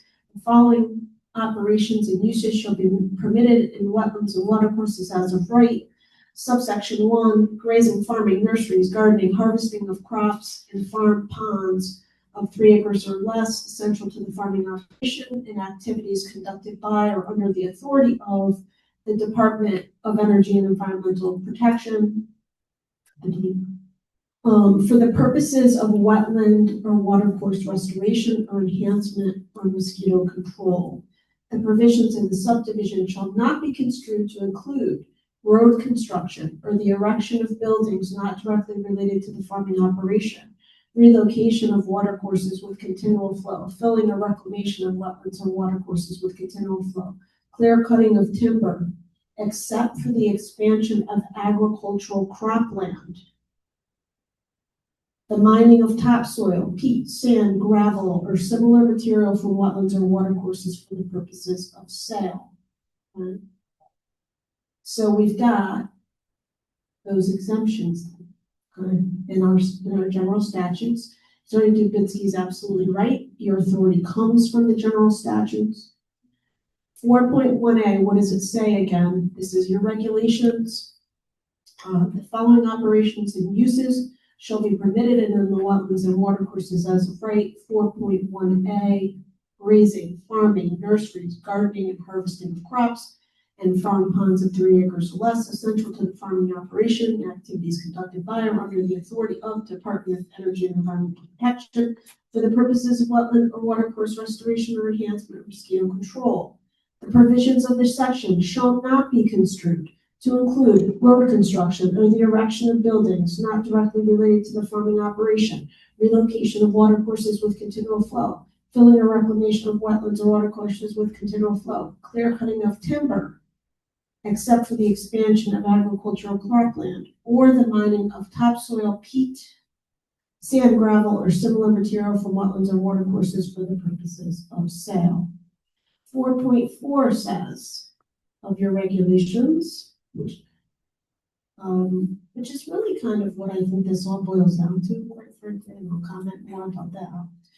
Actually, before that, 4.3, all activities in wetlands or watercourses involving filling, excavation, dredging, clear cutting, grading, and excavation, or any other alteration or use of a wetland or watercourse not specifically permitted by this section shall require a permit from the commission in accordance with section 6 of these regulations. 4.4, to carry out the purposes of this section, any person proposing to carry out a permitted or non-regulated operation or use of a wetland or watercourse which may disturb the natural and indigenous character of the wetland or watercourse shall, prior to the commencement of such operation or use, notify the commission on a form provided by it, and provide the commission with sufficient information to enable it to properly determine that the proposed operation and use is a permitted or non-regulated use of the wetland or watercourse. The commission or its designated agent shall rule that the proposed operation or use is a permitted or a non-regulated use or operation, or that a permit is required. Again, any person proposing to carry out a permitted or non-regulated operation or use which may disturb prior to commencement of operation or use is required to notify the commission on a form provided by it. There's your as of right determination, and it says about your as of right determination in 4.4 that you shall rule that the proposed operation or use is a permitted or non-regulated use or operation, or that a permit is required. And so you're deciding one way or the other. Such ruling shall be in writing and shall be made no later than the next regularly scheduled meeting of the commission following the meeting at which the request was received. The designated agent for the commission may make such ruling on behalf of the commission at any time. And this was also referenced by Attorney Dubitsky. You've got a fee schedule, and I think it's Appendix A. Yes. At section 296-4, again, that's section 296-4. It says base fees as set forth in this article are due and payable to the town of Clinton upon submission of a land use application unless another date for the payment is specified herein. Subsection D thereof says Inland Wetlands and Conservation Commission. Subsection 2 of subsection D to section 296-4 says as of right, and in parens logging, farm ponds, agricultural, $50. Okay, so there's your fee for your as of right determination. I know you were here at the last meeting, and I will ask Attorney Dubitsky that if this is incorrect, that he speak up after I speak about it. But he specifically told you, he acknowledged that an as of right determination was required by your commission on April 7th. And he said that he was asking you verbally to make that as of right determination that night. Do you have any comment about that? That is correct. Okay. So there's a lot that's going back and forth, but I think that that's kind of the important thing, okay? Is that you have property owners who've acknowledged that there is in fact a violation of your wetlands regulations because they have not submitted an as of right determination, again pursuant to 4.4 of your regulations on the form that you require, along with the requirements of whatever the process is that you have as a town for that submission and the fee. Okay, so that is kind of cut and dry, I think. And I don't think, but there are other things because there is a lot of back and forth here. So there are some other things, but I think procedurally we agree about that. Is that hasn't been submitted in writing in the form that the town typically obtains it. Fee hasn't been paid, and that needs to happen. Okay, go ahead. If I may, that was not the basis of the cease and desist order.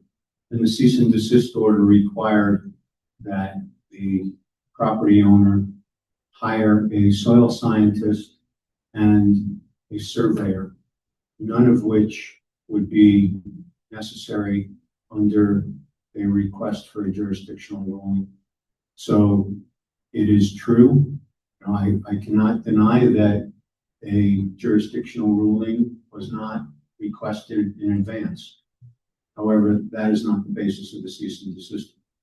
So, the first paragraph of the cease and desist order says, on January 9th, 2026, in my capacity as an inland wetlands enforcement officer to authorized agent for the Inland Wetlands Commission of the Town of Connecticut, Commission in parentheses, I observed violations of the regulations for the protection and preservation of the inland wetlands and watercourses in the Town of Clinton, Connecticut, regulations in parentheses, occurring on the real property owned by Robert Godsey. These activities include: 1, conducting a regulated activity without first obtaining a permit for such activity from the Clinton Inland Wetlands Commission, and 2, farming, grazing, nurseries, gardening, and harvesting of crops and farm ponds without the required as-of-right determination from the Inland Wetlands Commission.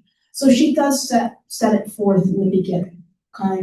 And I understand what you're saying about the fact that she does mention survey and site plan. But if you look at that paragraph, so that's actually in paragraph 3.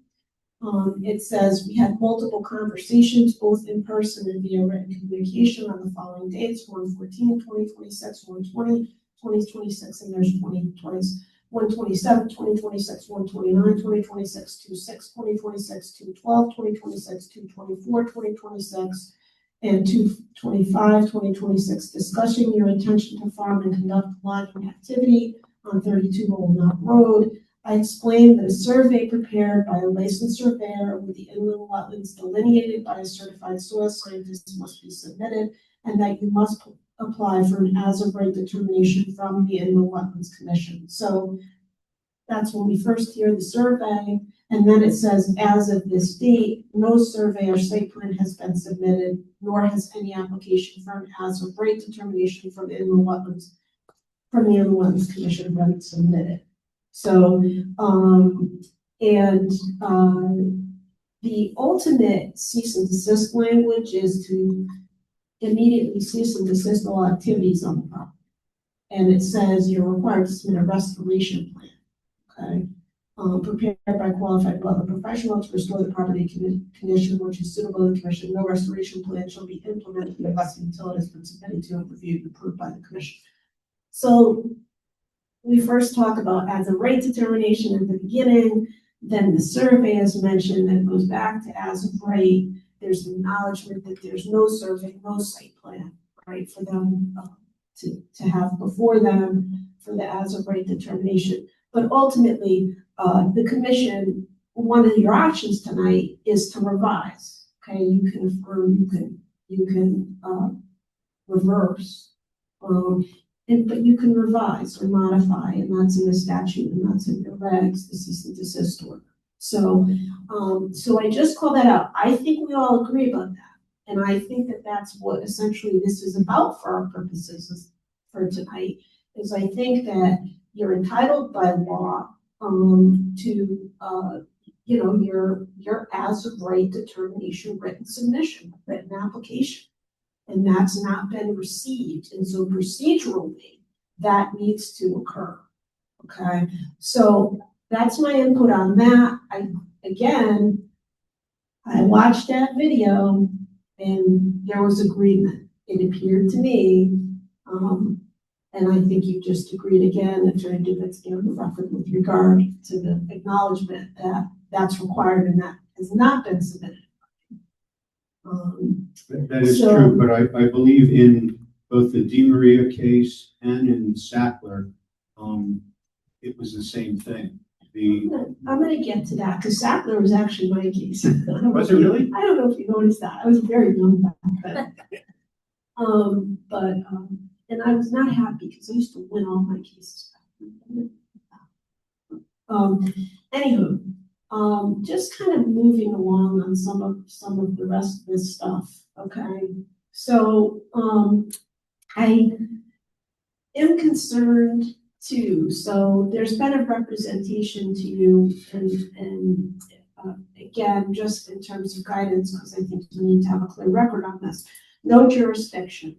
I've heard that phrase a lot. No jurisdiction. And, you know, when we talk about using Sackler and Di Maria, and I actually asked my opponent in Sackler and Di Maria, I talked to him about it, and he actually sent Kathy something, so I'll share that with everybody, what he has to say. It's Brittany Lambert, who is held in very high regard in the land use spot. But that's neither here nor there, because I think we need to kind of move beyond Sackler and Di Maria. So I'm gonna just hand out to you, because I think this is important to be of record. One of the things that we as land use lawyers rely upon heavily, and the court relies upon heavily when they're deciding land use cases, is we have a practice series treatise on land use, and it was written by a judge, Robert Fuller. It's been updated by a gentleman who is both a land use lawyer and also a planner by the name of Dwight Merriam. And I did want to give everybody a copy of this because I think it's helpful for that discussion about jurisdiction and the import of Sackler and Di Maria. That's been emphasized. So if you could, thank you.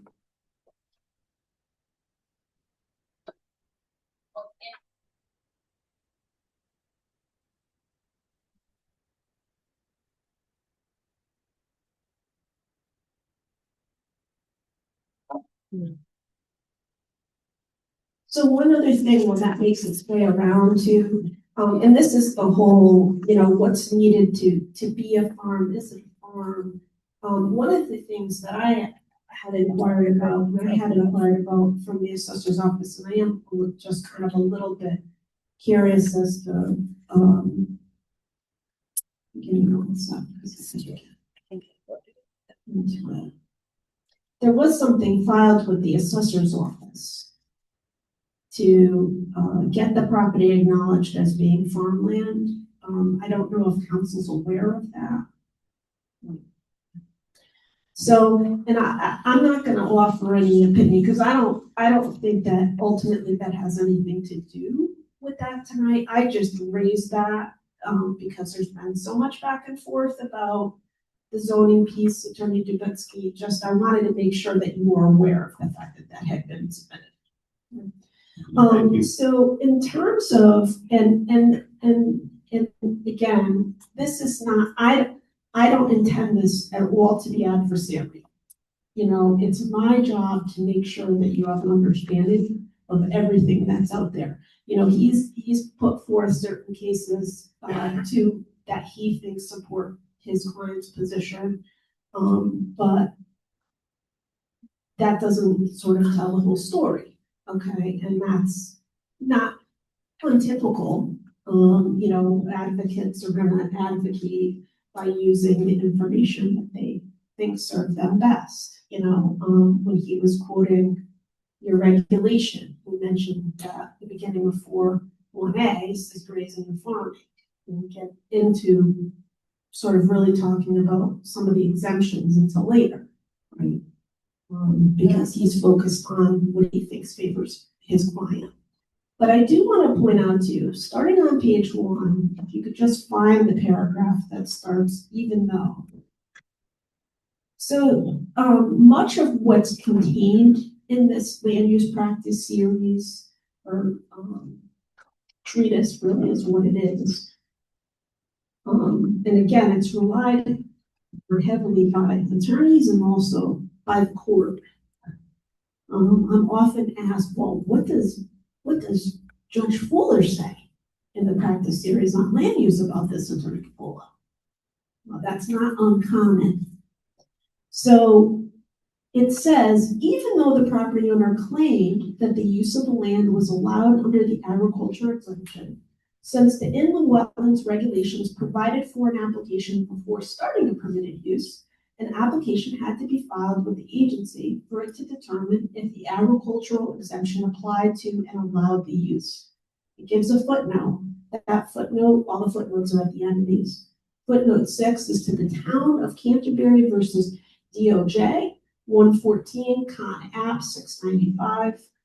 And that's a 2009. That Con App means Connecticut Appellate Court decision. It also references Red 11 LLC versus Conservation Commission of Town of Fairfield, 117 Con. That's 642. So another appellate court decision that relies upon that. A later decision, obviously, by the members. It goes on. The agricultural exemption did not preclude the Wetlands Agency from requiring an application where to build a road through a wetland for access to an area that would be used for agricultural purposes, which is a statutory limitation on the exemption if a road is not directly related to the farming operation. Citing Taylor versus Fairfield Conservation Commission. That's a Superior Court case, but then it got appealed and it went to the Connecticut Supreme Court, and the judgment was affirmed by the Supreme Court in 2011. Also citing Taylor, that next paragraph, the farming exemption also did not allow the filling of wetlands as a matter of right for a farm road, because even if road construction related to farming operations was exempt from regulation, the filling of wetlands is a regulated activity which is not permitted as a right. Again, citing Taylor. The farming exemption in General Statutes 22A-40A1 permits as of right road construction directly related to farming operations, and an inland wetlands agency did not have jurisdiction to regulate construction of a gravel access road solely for the purpose of transporting equipment onto the property for the purpose of completing forestry work, since forestry was within the definition of forestry and did not require the filling of wetlands. The owner proposed a bridge that would span the wetland and leave it undisturbed. There was a distinction based upon the statute from the filling of wetlands for the purpose of road construction, regardless of the road's relation to the farming operation, as in the Taylor case. Indian Spring Land Company versus Inland Wetlands, 322 Con. Again, Supreme Court case, 2016. In 2011, exemptions were also established in Public Act 11-184. So before something's codified in statutes, just a little piece of legislative process information. You know, bills get proposed. We all see the articles in the newspaper about the bills proposed, right, the legislature. Then, when they're passed through the legislature, they become public acts. And what the governor signs into law is a public act, okay? Then the different sections of the public act, they may have sections that address different aspects of the general statutes, different portions of the general statutes. Those get actually codified, okay? So just so that you know, because it's important that you understand these terms. In 2011, exemptions were also established in Public Act 11-184 for withdrawals of water for fire emergency purposes and installation of dry hydrants by or under the authority of the municipal fire department. Goes on. One exemption provision allows grazing, farming, nurseries, gardening, and harvesting of crops and farm ponds of 3 acres or less, with certain exceptions added to the state effectively July 1, or the statute rather effective July 1, 1987. The Rotolo versus Inland Wetlands Agency of Town of Madison. I stand by the pronunciation of that because I'm nothing but Italian. The property owner began digging a pond and clearing his property for a nursery when he was served with a cease and desist order. The property owner claimed that his activities were exempt under the statute. The amendment to the statute provided that the exempt operations had to be essential to farming operations. It added another limitation. The operations which were permitted did not include road construction or the erection of buildings not directly related to the farming operation, filling or reclamation of wetlands, relocation, filling or reclamation of watercourses with continual flow, clear cutting of timber, except for expansion of agricultural cropland and mining of specified earth materials for the purpose of sale. Relying upon 2 earlier court decisions, the appellate court held that the 1987 amendment, the regulation in effect at the time of the court decision, was controlling, since the proposal involved reclamation of wetlands which required a permit and relocation of secondary watercourses which might require permits, held that early uses were not within the exemption. And it goes on and on. Okay. So why did I do this? Because saying you have no jurisdiction, I do not believe is accurate. Okay. And I think that you need to consider, as you remember, in these proceedings, you're the fact finder. Okay. You've got to consider what the evidence is before you. We all agree about this. I know Attorney Dubitsky is not gonna disagree with me about this comment. You're the fact finder. You're reviewing the evidence. You may be asking questions about the evidence. You've asked some questions and you've gotten responses. But you determine what weight is given to any piece of evidence that you receive. You determine credibility of statements. Reliability is another way that it's sometimes put, okay? But if you notice something about all these cases, and this is different about Sackler and DeMaria. Sackler and DeMaria, which have been cited to your Superior Court cases, the cases that you typically see cited in the treatise are appellate court, Supreme Court cases. Those are the cases that carry precedential weight. So in terms of what we're required to follow, okay, we're supposed to be following appellate court law, issued by the appellate court, issued by the Supreme Court, okay? Does that mean that Superior Court cases don't matter if they're factually specific and exact to what your situation is, what circumstances you're facing? That's not necessarily true. I mean, I cite to Superior Court cases sometimes if I can't find anything on point. Oftentimes, though, things are not exactly on point. So, and I did, because I don't want to testify about a case that I was involved in, because we as lawyers really are not supposed to be witnesses. Okay, that's not something we're supposed to do. I did ask Attorney Lambert, and you know, I mentioned to him the fact that you know, these cases had been cited because I knew that he had the arena going through before the commission. Don't think he represented them on appeal, but he may have worked with counsel that did to the Superior Court. But he was opposite of me and Sackler. And he actually wrote Kathy a note, which I did not expect. So I saw as I came in, that she distributed this to you guys. I want to make sure Attorney Dubitsky sees it. I didn't know that. Did you give it to him? Oh, okay. It just came in.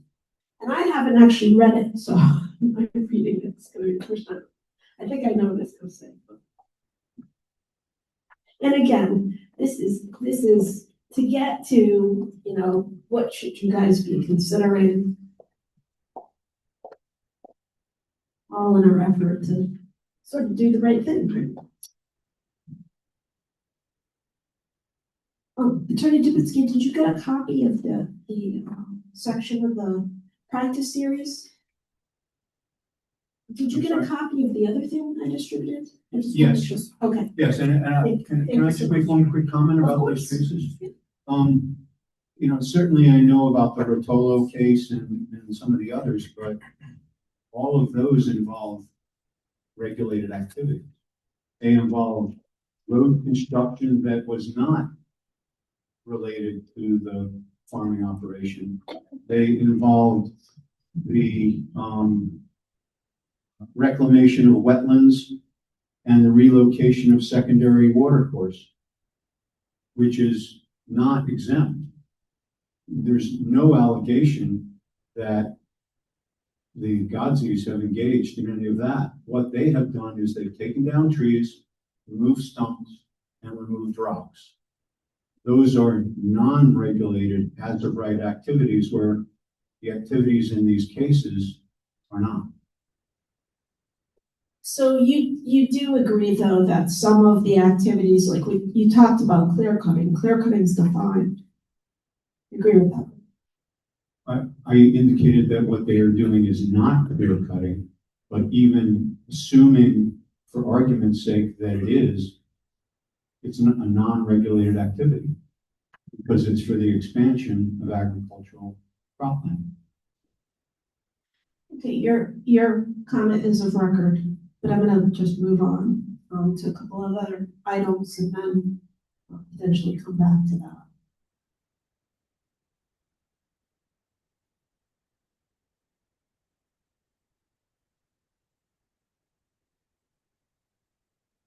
Okay.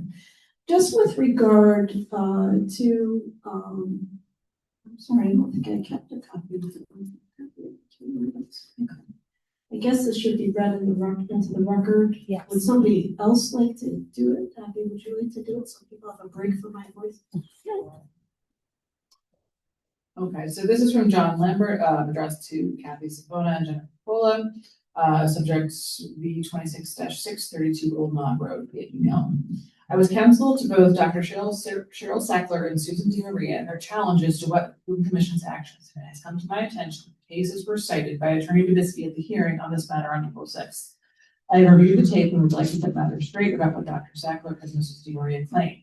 I agree with Attorney Dubitsky. It's the proper thing when a person claims an exemption for an as-of-right activity, like farming, is to seek a jurisdictional ruling from the Wetlands Commission. More often than not, that's ISNE. Indeed, both Dr. Sackler and Susan DiMaria started their clearing in anticipation of barn building without seeking such a ruling. The difference is that when they were given notices of violation, they both cooperated with local wetlands agencies. They both recognized that the commission has a role to play in determining what they said was farming was in fact farming. Due process is founded on the principle that no one can be a judge of his own cause. A judge who issued a speeding ticket cannot rule that he is not guilty, and owner of 32 Old Knob Road cannot decide what he or she believes to constitute farming qualifies under state statutes reflected in the regulations. The Canada decisions from our Supreme Court and the Wilkinson decision from our appellate court both say that the regulatory agency can seek reasonable information about what is claimed to be exempt and the scope of what is proposed to be exempt. In the Sackler matter, Dr. Sackler submitted a detailed plan and a detailed three-page farm management plan. Accused by the wetlands officer of clear cutting, her plan showed that was not the case, and she showed the number and size of trees she expected to keep. In addition to other information, her farm management plan included her plan for soil erosion controls, in parentheses, because a prudent farmer does not want her land to erode unnecessarily. She also set from her manure management plan, because while raising horses is farming, a prudent horse raiser managing manure prevents hazard-like flies. The issues in the Sackler case were A, whether clearing was exempt, because statutes do not mention clearing at all, but some clearing is necessary, and B, whether having determined that her plan involved farming, the commission could impose further conditions, in fact, regulating what it had just determined was exempt. In DiMaria, the problems were A, the Fairfield and Wetlands would not entertain her application for a jurisdictional ruling until Mrs. DiMaria had done everything the commission required to her to remedy the illegal fill her contractor had done to the wetlands. And B, the commission's draconian requirement included her having to build a stone wall along the entire wetlands buffer and plant 100 or so new trees. The court noted that Mrs. DiMaria objected merely because the commission overreached in its remedy and did not have the authority to not entertain her application for a jurisdictional ruling. What is going on here, it seems, is that the owner has not only not submitted an application for a ruling on jurisdiction, but also has not submitted a coherent plan and has not cooperated with the wetland agency or its staff. Once again, both of my clients, Dr. Sackler and Susan DiMaria, respected that they were not the judges of their own cause, submitted plans, and answered all questions put by wetland agencies. Signed, John R. Lambert, Washington. Just for the record, I object to this being introduced at all because it's hearsay and I have no ability to cross-examine or question Mr. Lambert. I have no idea what his qualifications are, and the facts that he's stating here are disputed. So the fact that this was introduced at all into the record to the commissioners, I think is clearly prejudices my client, and it should not have been introduced. Again, I think that it had to be introduced. I think that it was sent in. I was not aware, as I indicated before, and actually had not read it because I was busy with other things when it came in. But I did see that staff did distribute it. And so I think that, you know, in fairness to you and your client, it should have been discussed to make you aware of that, okay? And I will say this, you know, they'll give the weight to it that they give. I think, again, the procedure that it speaks to, we don't disagree about ultimately, but I wanna just move on, okay? Does Mr. Lambert live in town? No, Mr. Lambert is a land use attorney, of many decades that, is a North Haven resident. But he has, traveled throughout the state representing clients. I don't know that he's ever been, I don't know specific Clinton matters or anything of that nature. Again, I think that there's representations being made about the record exactly. I did not think it was appropriate for me to testify with regard to it because I was counsel and I do not want to make myself a witness. But there was some back and forth about access of the commission to the property to review what the conditions are. And I just want to read into the record 2 email exchanges, and I didn't make copies of these. I just happened to have them with me. I didn't think this was actually going to be a reason, something that I would even have, there would be a reason for me to even talk about. Because what I understood it was that the commission was not being given access to the property because they did not want it to be noticed as a public meeting, which we would have to, pursuant to the Freedom of Information Act. If we were to hold a site walk for the commission and have staff attend and counsel, as I indicated in my comments to you on April 7th, when I was on at the end of the meeting, that is the process. It is a process that I have followed for 31 years almost. August 10th. So, emails. I sent an email to Attorney Dubinsky, April 29th, 2026, 11:08 a.m. Good morning, Attorney Dubinsky. In preparation for the continuation of the show cause hearing concerning the above referenced property, which is currently pending before the Clinton Inland Wetlands Commission, I inquired of town staff whether you had contacted them to schedule the site visit of the property requested by the commission, as you indicated you would on the record at the last meeting. Staff advised that they had not heard from you. Please confirm that you have not been in touch with staff because your clients, Robert Gotzi and Brianna Muschio Gotzi, have refused to grant the commission's request for a site visit. In addition, please confirm that the Gotzis will attend the continuation of the show cause hearing. Attorney Dubinsky responded, well, it is true that I have not yet been in touch with town staff. I have every intention of doing so. My clients are willing to have the commission visit their property. The problem is the schedule. I am entirely slammed until the later part of next week. After that, I am able to schedule a visit. I see that the commission's next scheduled meeting is Tuesday, May 5th. I'm going to ask that the hearing be continued until the following meeting. I will contact Ms. and you say Savin about some possible dates for the commission to visit the farm. Let me know if you need anything else from me. Thanks, Doug. So I'd like to just make that part of the record. Again, I apologize. It's not stating that I just happen to have it. Then there's another email exchange. It's kind of lengthy, so I'm sorry, just bear with me. It's from Kathy Savona, your wetlands agent. Hi, Attorney Dubinsky. Per our conversation this morning, please tell me what time you are proposing for the inland wetland site walk on 520 for 32 Old Knob Road. Please submit, because we had narrowed in, and I apologize because I think there was another email, and we had narrowed in on the 20th had been offered as a date. So it says again, per our conversation this morning, please tell me what time you're proposing for the Inland Wetlands Commission site walk on 5/20/26 for 32 Old Knob Road. The thought had been to hold it before your meeting that night, your May meeting.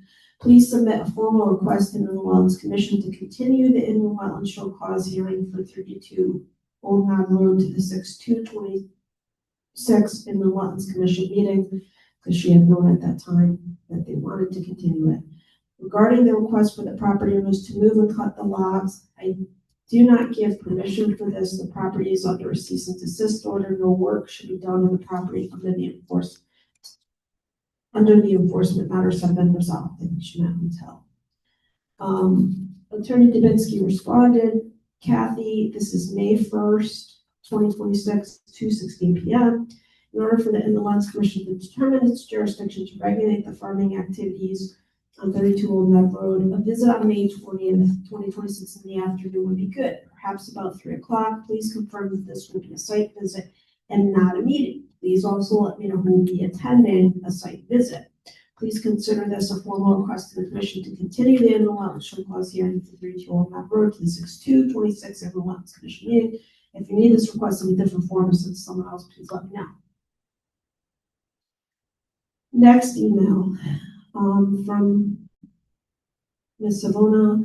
It is dated May 4th, 2026, 10:53 a.m. to Attorney Dubinsky. Hi, Doug. Inland Wetlands site walks are considered public meetings. Members of the commission and public are invited to walk the site together. Typically, inland wetland flags are placed prior to the walk so attendees can see the distance between the wetlands and the proposed limit of disturbance.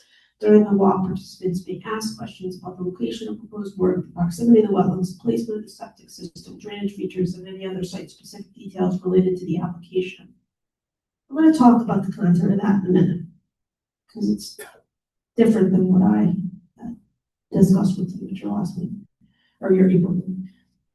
Attorney Dubinsky responds, May 4th, 2026, 12:21 p.m. Kathy, Wetland Commission proposed sidewalk would be for the sole purpose of determining if the activities on the property are agricultural activities. If so, the commission lacks statutory jurisdiction over such activities. My clients will agree to allow the commission members to visit their property to help make that determination. However, given that farming activities are permitted as a right in a wetland, the distance between the farming activities and the wetland, septic, etc., is irrelevant to the commission's determination.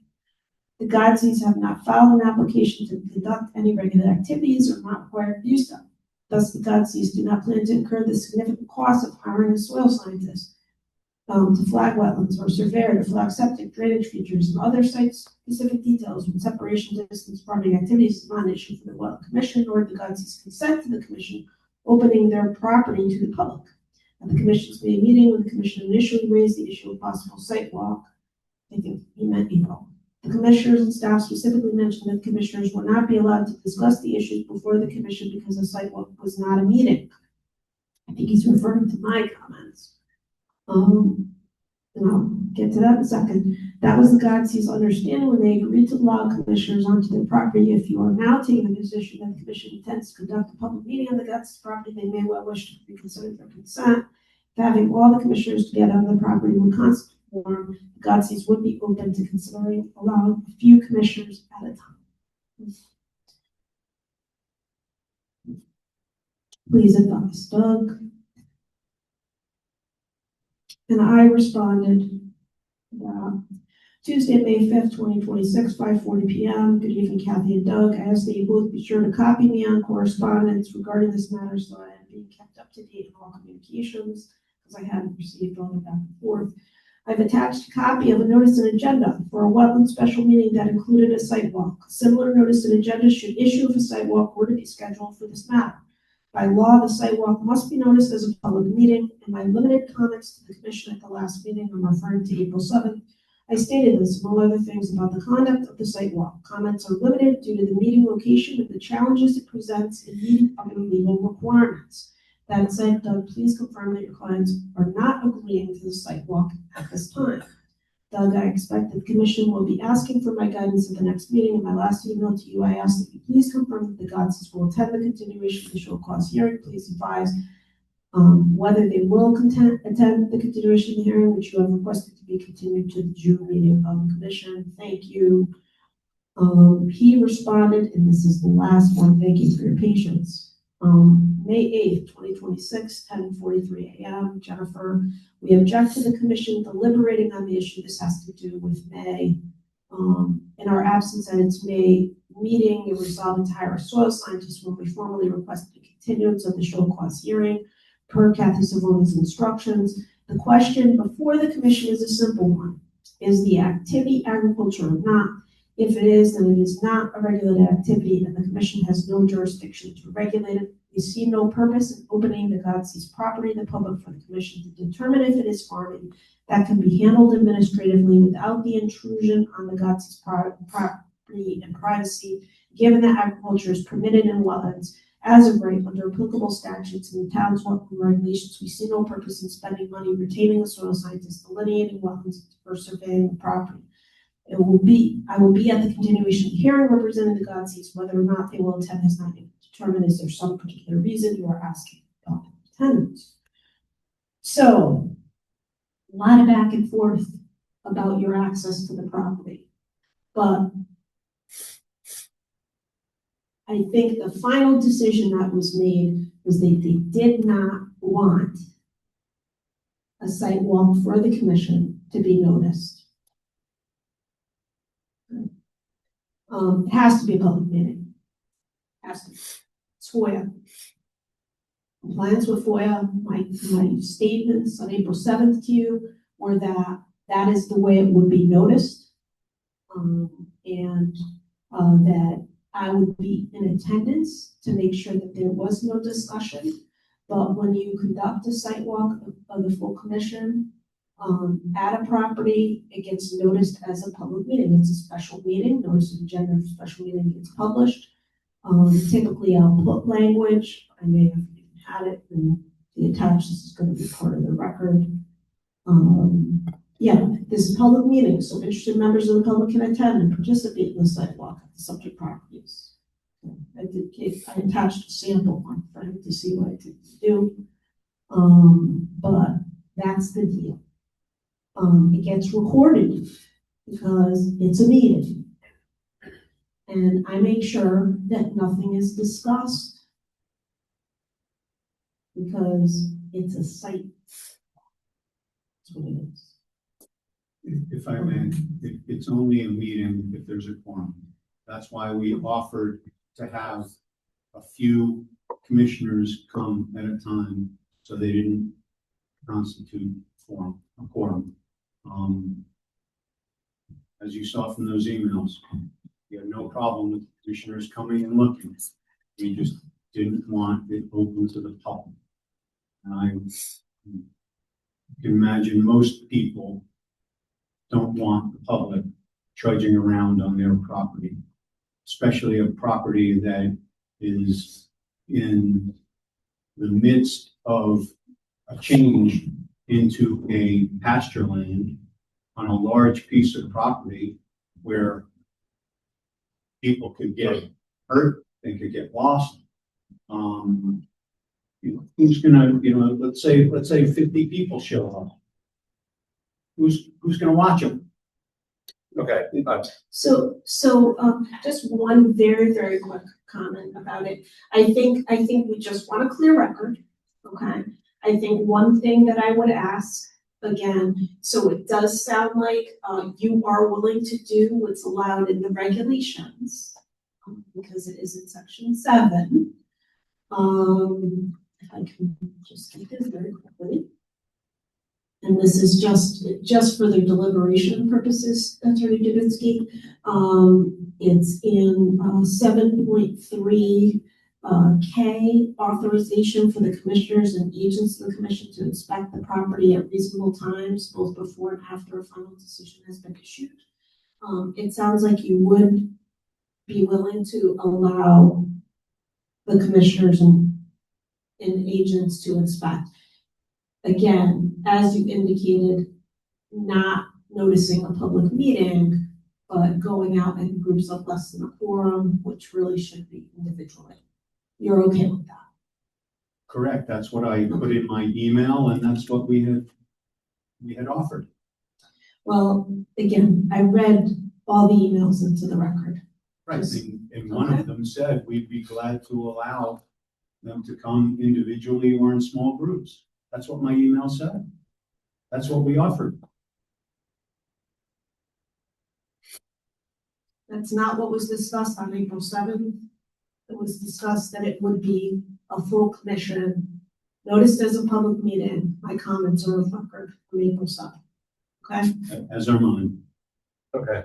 So the public has been very patient. So I want to allow you to address You just state your name for the record. Spell it. Thank you. Hi, my name is Jeff Cashman. I'm a past member of the Clinton Planning and Zoning. I spent 4 years on the Clinton Planning and Zoning Board. I've done significant research about farm rights. I own a farm on River Road. I've owned it there since day one. I bought the property. I went through planning and zoning. I had full approval of planning and zoning through my farm. It's in the land use records, all the approvals, everything. Tonight, Kathy, I'm really sorry you didn't find your permit, but there's been a sign out on the front lawn since 1977. I want to show you that property that Bree bought actually violated the zoning regulations of the town of Clinton. You can all look up 29.3.3 of the zoning regulations. The use of the land goes with the land. It's very clear, non-conforming. That house was built in 1750. It was original, right, according to the sign that's up front. It is absolutely one of the original home and asset plantation properties that is registered in Hartford. That's why you wouldn't find it in the zoning regulations. I do have a copy of the sign if you'd like to look at it, or you can all go out on your own personal time and read it. Okay, there it is there. It says that the town was founded in 1836. Our Declaration of Independence was signed on 1776. That farm operation has been in full farm operation, has never been discontinued. The land use doesn't have a discontinued permit. It is still allowed to go with the land according to the zoning regulations of the town of Clinton in section 29. If you would read 29.3.3, it says it goes no change of title, no nothing, goes with it. I'm gonna ask the town attorney to read that.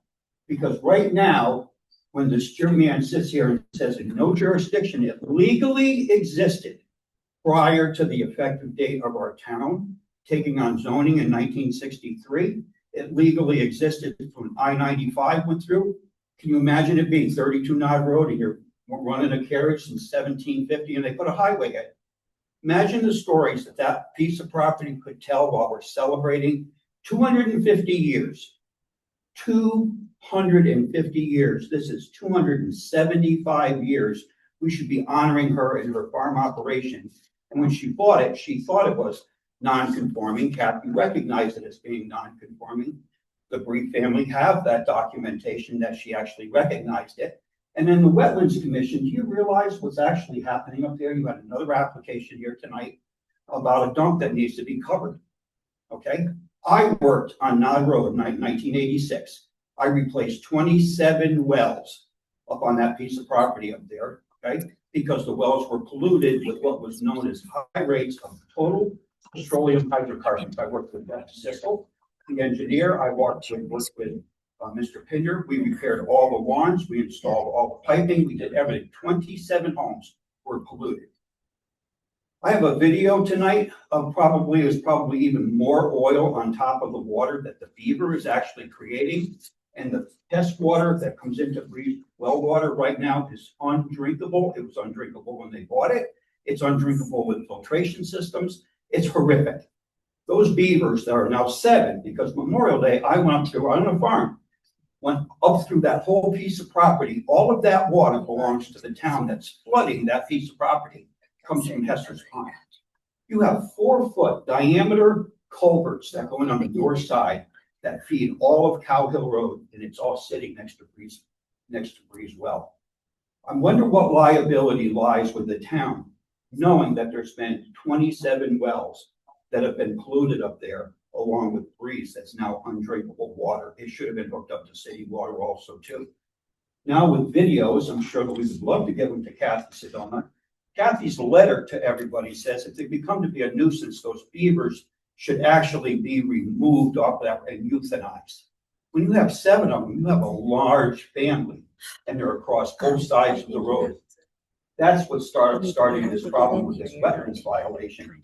And if you did walk out there, you would see the markers of dry land that are along this area that were marked well before we ever bought that property of the dry lands. And you have over 7 feet of water on that property that was a little tiny stream at one time that's now a major lake. And yep, there was a forestry operation on that property. Young trees are dying, big trees are dying. And when you have a logging industry that's on top of that called forestry, that's the new coming in and that's the old going out. What legalities are you talking about when you sit there and you say you have no jurisdiction? It legally existed prior to the effective date of even the zoning that came into 1963. So when you look at section 29 of the zoning regulations, it's very clear. It goes legal land. When she bought it, she bought that non-conforming home and asset plantation piece of property that's never been discontinued. It's been in full existence for 275 years. But we're sitting here nitpicking it hour after hour after hour. I'm really sorry. My case with the town of Clinton, Judge Oliver just said that the criminality was reported. The criminality, when people tampered with the PA 490, it was called criminality and tax fraud. Don't tell me this commission actually worked with an attorney on something that's a federal crime, removing PA 490, because that took the existing owners since 1963 till current date, showing since the beginning of zoning, every operative of person who carried that land use into full effect before the effective date of January 1st, 2012, when they decided, attorneys wanted to change all the zoning regulations to Zallo, Pickett, and Allen. We just had a criminal decision. Didn't win a money damage, but the judge decided to say the criminality, there was full criminality there because somebody in land use tampered with PA 490 in our tax declaration that was on. Every farmer is trying to stay alive. And that PA 490 was Public Act 490, and the forestry that's on that piece of property that we had given to her, okay, when she bought the property with a mortgage and everything else on that piece of property, thought she was buying a piece of pre-existing, non-conforming zoning with the zoning regulations because it was recognized from the previous owner. How many of you people recognize the corn crib that actually was across from Citizens Bank? Do you know that that was originally built on Bree's property and it was transferred down to a family member and then it went back to that farm because of the farm operation and the authenticity of the house when it was built? 1750, it's registered in our town. In the historical district, it was originally built by a Susan Redfield. Do you know who Susan Redfield was? She was the daughter of the chief from the Indian tribe, and the name Homanasset means dig. Homanasset means dig. We have a guy digging on a piece of property that's called Homanasset Plantation. When something's that early before our nation comes in, I mean, you would think that we would have 2 seconds to throw up some fireworks. We're all trying to keep fireworks going here. But what's really sad to me is that a person, when I trusted an individual to report a federal crime, which has a statutory limitations of 5 years, that you won a case criminally harassing my family, destroying my life. Hang on. You're going off track. I'm not. I'm trying to say to you that if you tampered with the PA 490, you committed a federal crime. Judge. Okay. Thank you. Good day for your comment. It's sad that you have to be this nasty to people when they buy property. Here's your phone. Your phone, sir. You want your phone? Sir, your phone. Is there anyone else from the member of the public that would like to speak?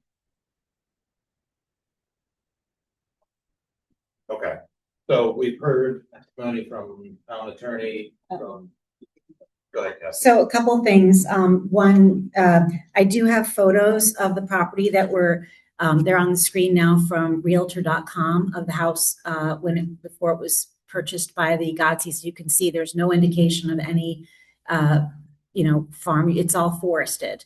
And if you look at the description, it talks about how it's a beautifully preserved historical 3-bedroom home, 1870, set on 27 acres of tranquil wooded landscape with scenic pond, enduring stone walls, and abundant wildlife.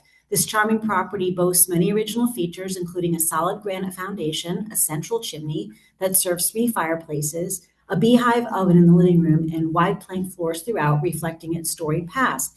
thoughtfully updated with minor conveniences like mini split systems, et cetera, with appliances. The property provides the potential for reinvention with the possibility of subdividing through zoning changes. The expanse of 27 acres presents a unique opportunity for development, allowing the property to evolve. There's nothing in here about farming. And the other piece I wanted to mention was, I shared this at the last meeting, Donna Sempe, who is our assessor. She put a record, I read this letter into the record at the last meeting. The 490 designation does not carry from property owner to property owner if they're not related. And the 490 has been removed. It is not on the property. And the Godseys applied to obtain a new one, but they're out of the window of time in which they can apply. So they do not have a 490 on the property. And that's a tax designation. It's not a permit, but it is a tax designation. Town's recognition of a farmland piece of property with forestry by the Department of Agriculture. I'm telling you right now, people are making a massive mistake. And they're looking at a liability of a massive lawsuit afterwards. I'm really telling you, you need to make the right decision tonight. Remove the beavers. I don't know any farmer that doesn't have, Jeff Cashman speaking, by the way, the use of water on a piece of property to water their animals. The animals are thirsty. I noticed there's water bottles all over the place up there tonight. How can you deny an animal water when they want it?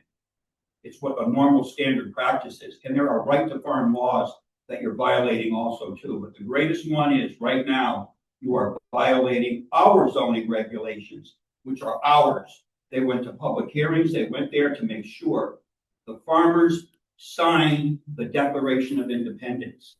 Not many people know that. John Hancock, they were farmers in 1776. Wealthy farmers that stood up for our rights right from the very beginning.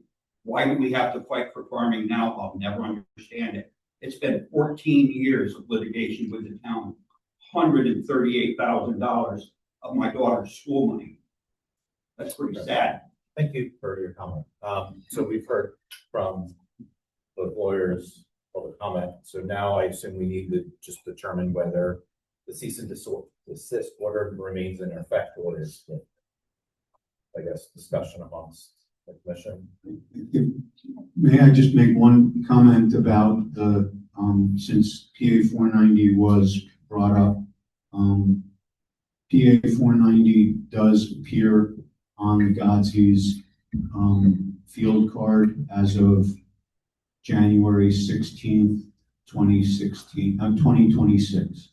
So as of this January, there was PA 490 on their field card. Right, and it was, may I read the letter again into the record so that everyone hears? This is from Donna Sempe, who's our assessor for the town of Clinton, April 6, 2026. Dear Mr. and Mrs. Godsey, I regret to inform you that your exemption for PA 490 for the property located at 32 Old Nod Road has been removed. According to state statute, if there is a change in ownership, a new application is required and an inspection of the property to determine that the land is still within the guidelines for Public Act 490 is required. The application must be filed between September 1st and October 31st to be considered on the next upcoming grand list. A copy of your field card is enclosed. If you have any questions regarding this matter, please feel free to contact the assessor's office. Thank you, Donna. April 6, 2026. And since What then, was the she's been date given of a new the zoning cease and regulation. desist order? Could you please repeat, Attorney Dubitsky, in case you weren't heard? I asked what the date of the cease and desist order was. Let me pull it up. But it doesn't have any impact on that, because if you have I can look up the date. I'm not disputing that. I have no issues with that. But my point is, a PA 490 is not an as of right determination, nor is it a permit. It's a tax designation. So even if they have that, they still would require an as of right determination. As I've stated before, and it's getting late and everyone's tired, I have nothing in my files to show that this is an agricultural use. I have no plan. I have no statement in my files. I have tried working with the property owners, and I have nothing to show me that it's anything but at this point a violation. Cease and desist order was dated March 31st.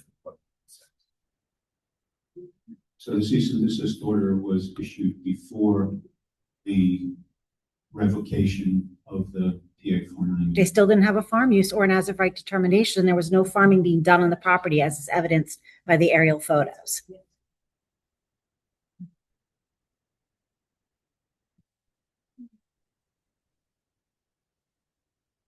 Question. For your thoughts. Really, do we keep the cease and desist order in place, which states that they need to immediately cease and desist all activities required to submit a restoration plan, a qualified wetland professional, restore the property to a condition that's suitable by the commission. And along with that, it also asks for survey prepared by a licensed surveyor with the inlands delineated by the certified soil scientist.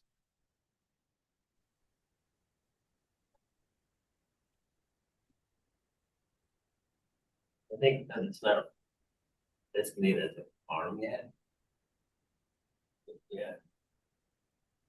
I think we have to keep that. What in place.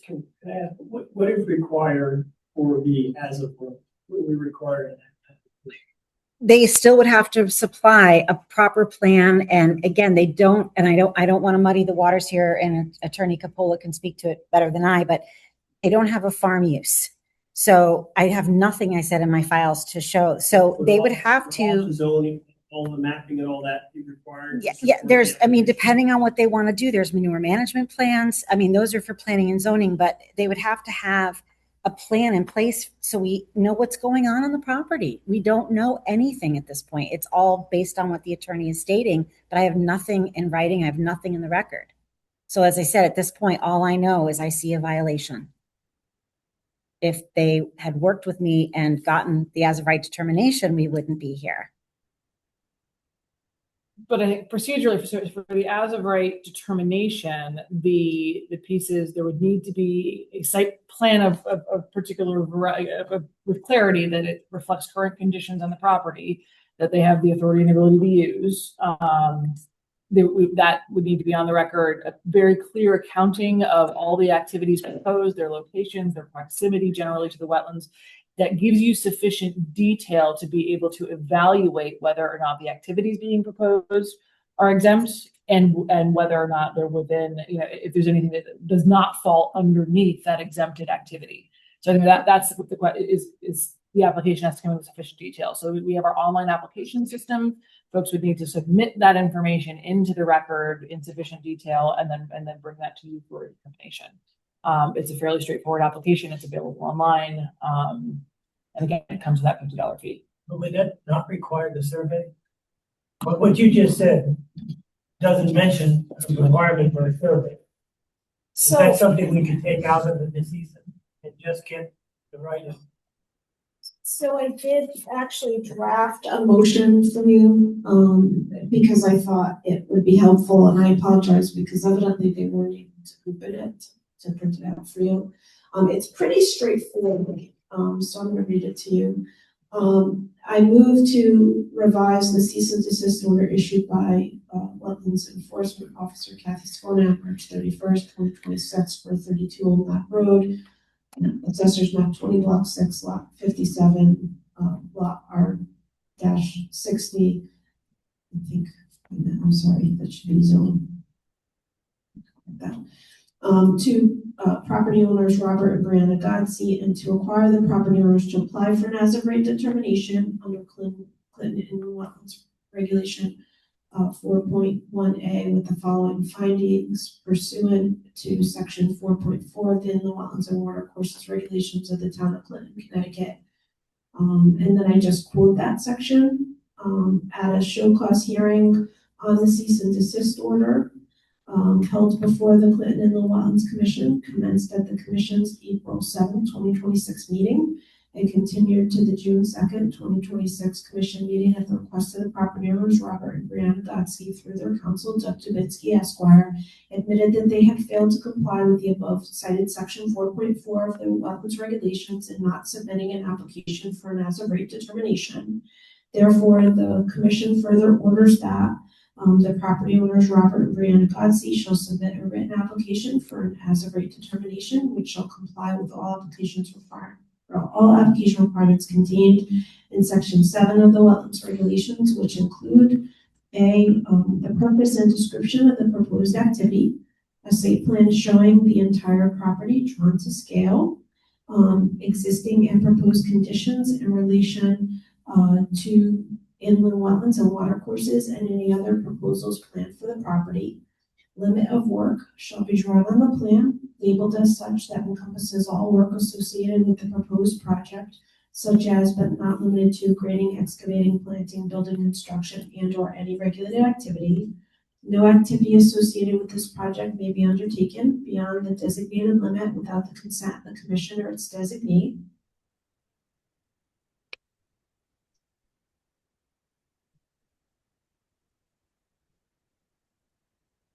The wetlands enforcement officer, sorry, I'm just scrolling down. D, authorization for the commissioners and agents of the commission to inspect the property at reasonable times with notice to the property owners. I did add that. This language is actually from section 7 of your regulations, so it should be familiar to you.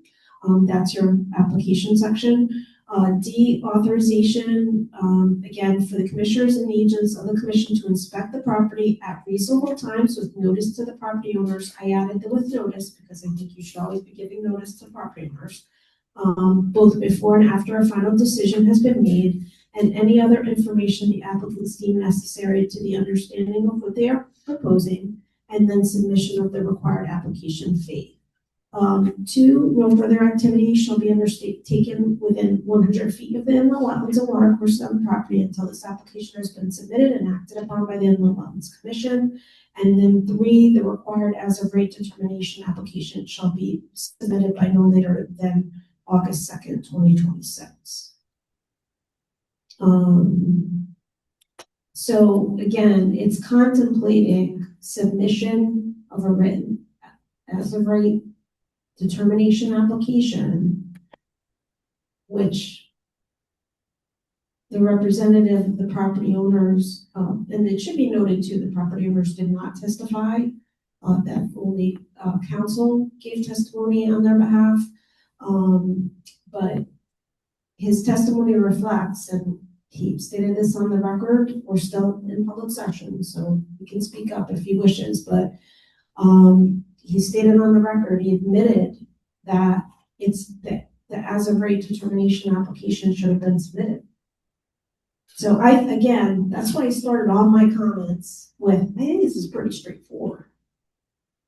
Can I ask one question on that? Is this considered a significant activity under section 7.4? Well, I think that's for them to decide whether or not they can even make that determination at this point. Where are you going with that? Well, that you're raising that at this if it's point. considered a significant activity, then it requires a full site plan, including wetland boundaries by a soil scientist, mapping 2-foot increments, proposed regulated area, engineering reports and analysis, description of ecological communities and functions, biological evaluation of any wetlands and watercourses, including pH, turbidity, bacteria count, flow. So under your proposed motion, they would have to do even more than what's in the cease and desist order. No, that would only be if we determined it wasn't an as-of-right activity and was considered a significant activity. We don't have anything to make a determination. What you're trying to do to the property, what the current limits of an impact are to the wetlands. Nobody's been on site. There is a site plan that's been filed. Okay, but again, I don't think anyone can say that that is enough. It's not a site. And you haven't submitted that with, what is it under section 4.4? Yes. Also, right, determination. No. Says to carry out the purposes of this section, any person proposing to carry out a permitted or non-regulated operation for use of a wetland or water course which may disturb the natural or indigenous character of the water, wetland or water course, shall, prior to the commencement of such operation or use, notify the commission on a form, providing it and provide the commission with sufficient information to enable it to properly determine that the proposed operation and use is a permitted and non-regulated use of the wetland. So you haven't made that submission. I understand that. But what I'm asking is, if you look at the application requirements under 7.4,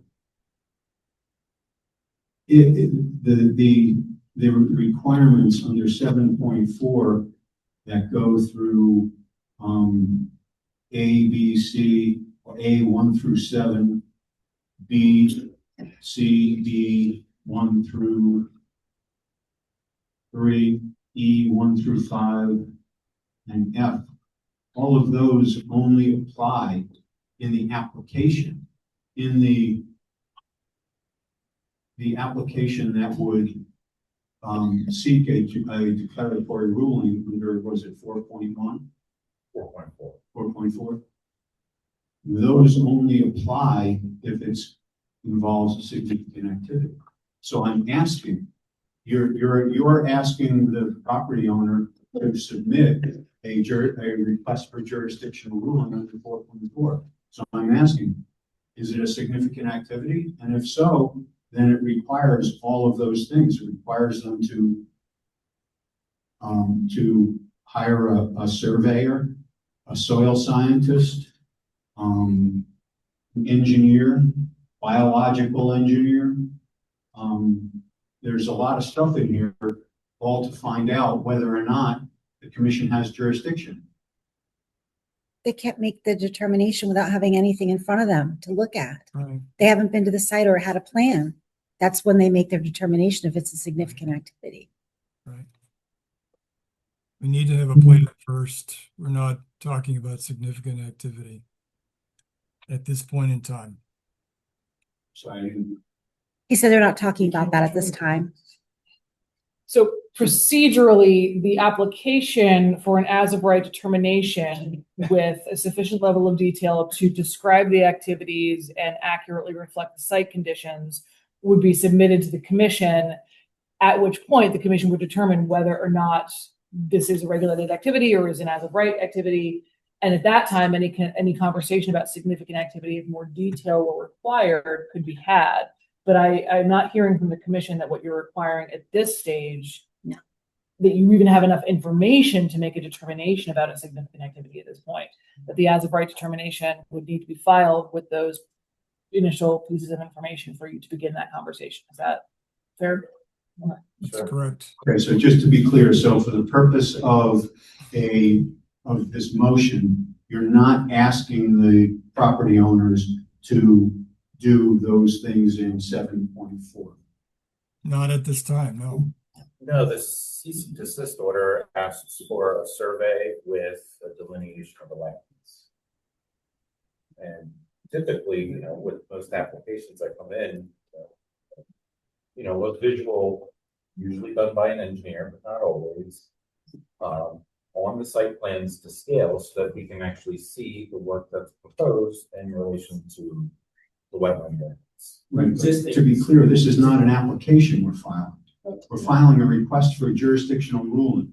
Again, but you haven't given us anything sufficient information to enable us to properly determine that the proposed operation is and permitted on a non-regulated use of the wetlands. You just haven't fulfilled section 4.4. I don't think any of us say that we have. No, I understand that.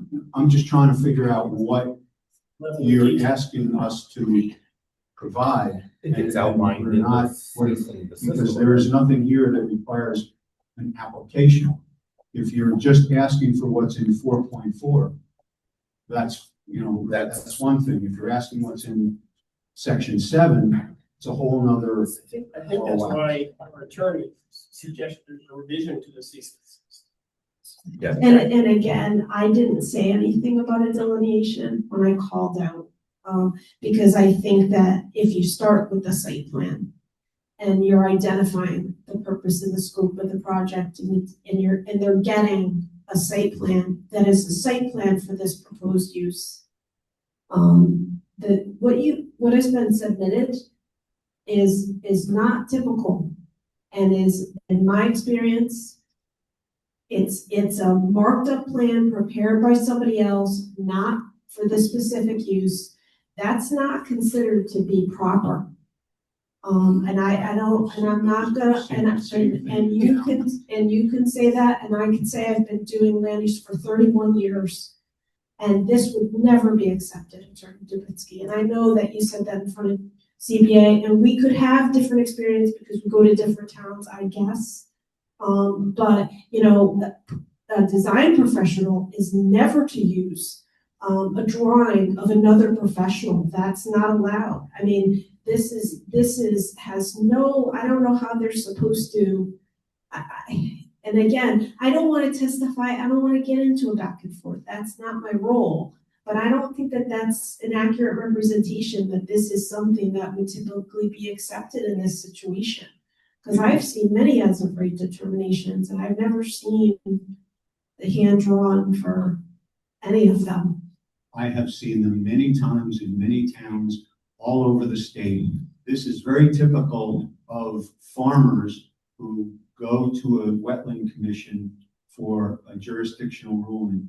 They take the existing survey and they just hand draw on it what they're planning on doing.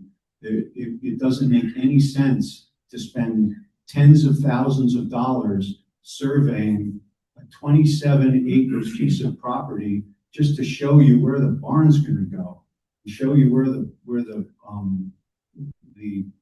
various land uses are gonna be on the property, where the pasture is.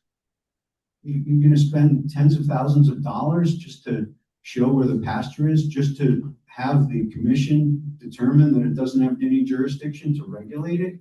It doesn't make any sense. This is done all over the state. People take an existing drawing and they draw on it. They don't represent that they've just done a new survey.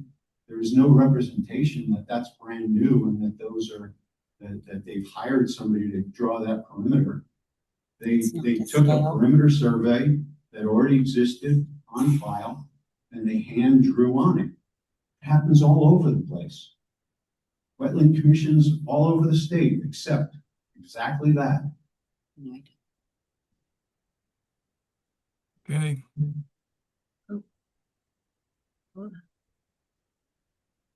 Okay, so what does everyone want to do? Remain, cease and desist order remain. We take the town attorneys. I would like her motion, you know, to give them the opportunity to go forward. As far as requirement delineation, I don't think we're there yet. And correct me if I'm wrong.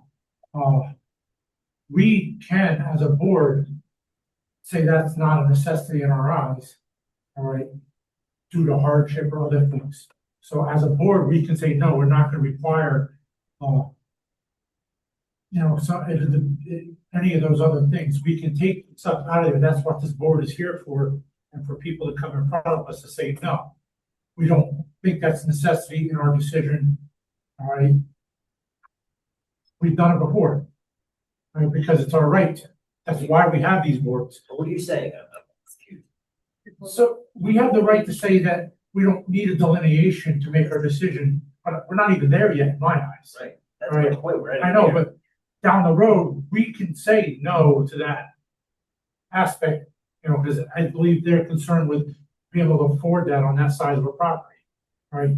That's up to us to make that decision, all right? It's in there, but we can choose not to, you know, require that, because that's what this board's here for. So I don't think we're at that point yet. They could pitch it where they ask us down the road when we got to that point, but that's what we're here to decide, whether we would like to require that or not. Just because it's there doesn't mean we have to make every single applicant require it. Yes or no? And Mr. Chair. Yeah. So one of the things that the commission could consider is if the site visit is going to occur, or multiple site visits, or however that goes forward, if the limits of work are clearly marked in the field, as I'm sure the Gazis know sort of exactly where they want to be working, and it can be clear where, visual observation, where that relates to the wetlands, the commission has a clear understanding of the activities on site that may be, and that is documented sufficiently in written form in the application package for you, that might be enough to get you started with an as-of-right determination. And if you still have questions and cannot make that determination, you could use that process to try, to see if there's additional information required. But if you wanted to, at this point, accept that, and enable that application to go forward to do this, you have that option. Do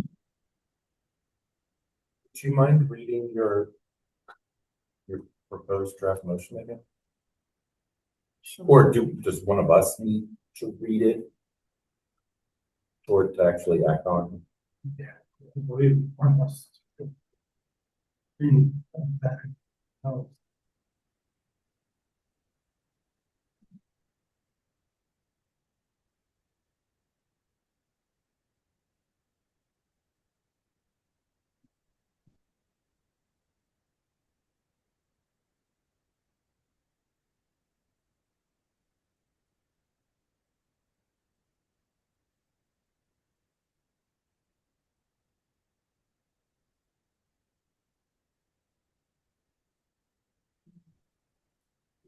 Did clean it up a little bit, just listening to the comments to, council will be comfortable with it.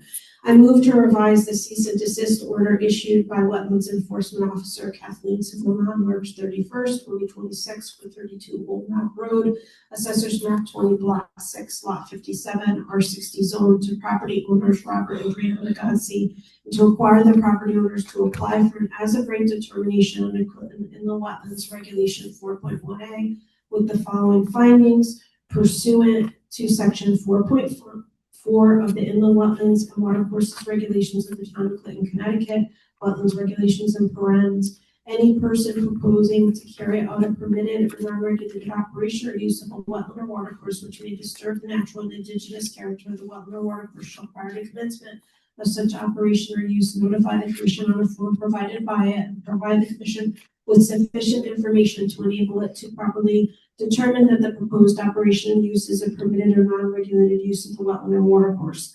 The commission or its designated agent shall rule that the proposed operation or use is a permitted or non-regulated use or operation, or that a permit is required. Such ruling shall be in writing and shall be made no later than the next regularly scheduled meeting of the commission following the meeting at which the request was received. The designated agent for the commission to make such ruling on behalf of the commission at any time.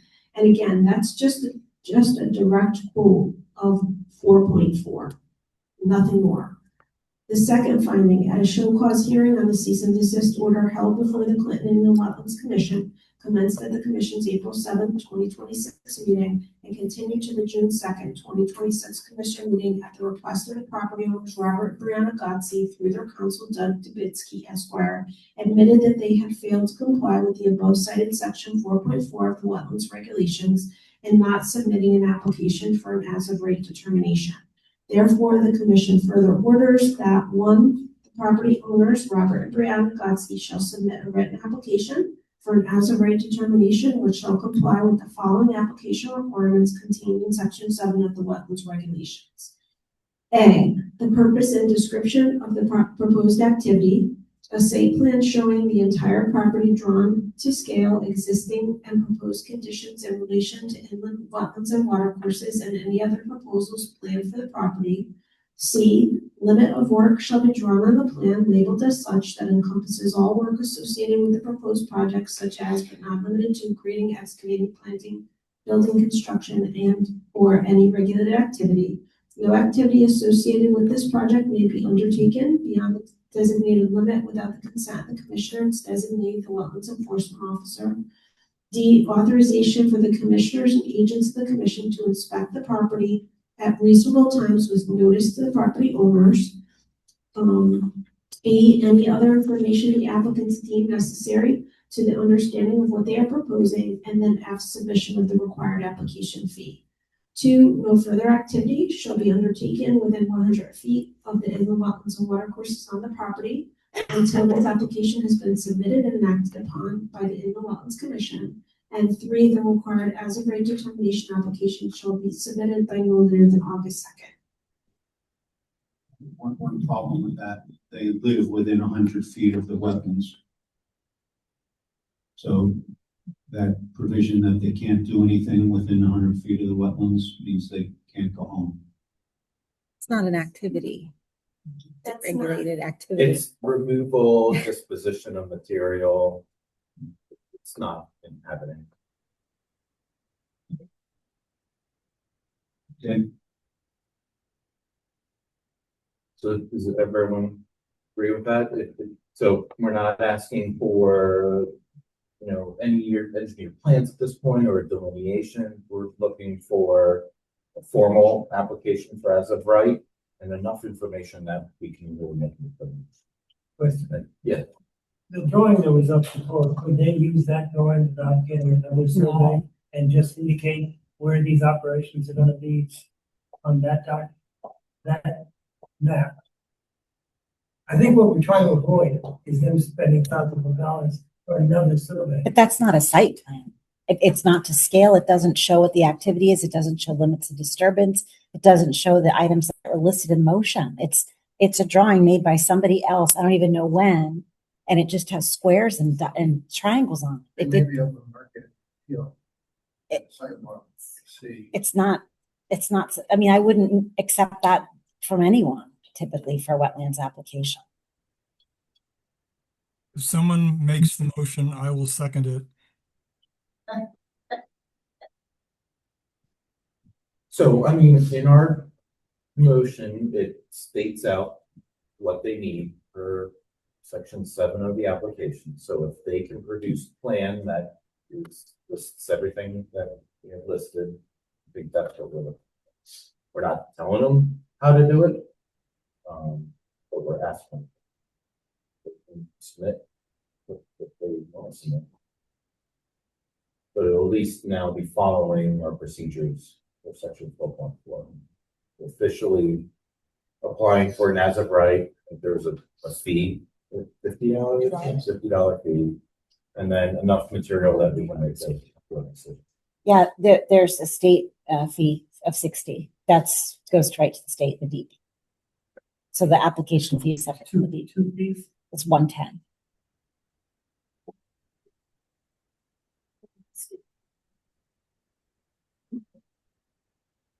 Does anyone want to make a motion?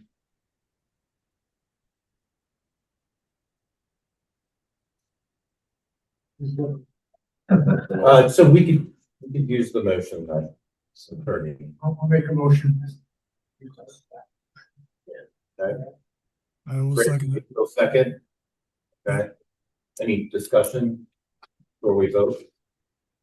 Why don't we do a roll call vote?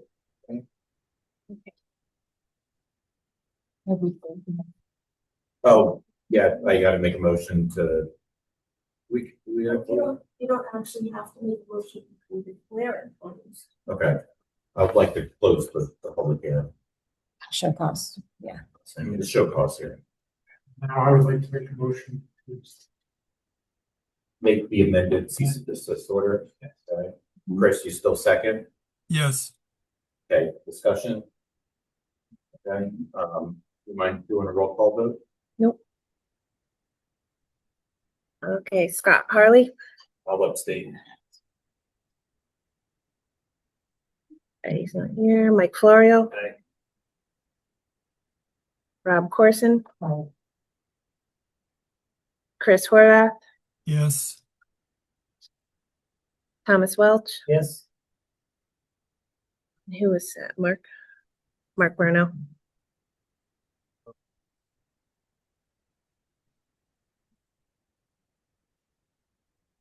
The motion carries. Motion carries. So I'm sure we'll be talking again. Have a little doubt. All right, thank you. I appreciate everybody hanging in. I know that was a really long. We can call Eddie back. He's still there. Oh, let's spend that. So next on the agenda is IWC 26-20 Powell Hill Road. The applicant for this one requested a continuance to next month. They need more time to address our engineer comments. So could I get a motion to continue that public hearing, keep it open, and continue it to our next public. So Bob makes the motion. I'll second. Mike seconds. Any discussion? All those voting in favor say aye. Anyone opposed or abstain? Okay, motion carries.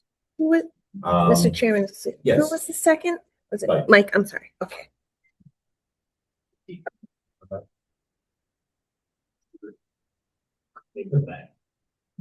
So next on the agenda is IWC 26-1, 224 East Main Street, Assessor's Map 78, Block 70, Lot 159A, in the Zone B4. Janet Moran is the applicant. Alice LLC is the owner. Application for regulated activity within 50 feet of inland wetlands or watercourse. Proposed activity and use of a site is to demolish all existing improvements and construct a new 2,664 square foot supermarket, paved parking lot, utility connections, Tell me it's over. stormwater management, improvement, and landscaping. Thank you very much. I'll need to recuse myself from this application, so Eddie's gonna take it from here. Call me. No, I want to do like you guys did debate. I just finished,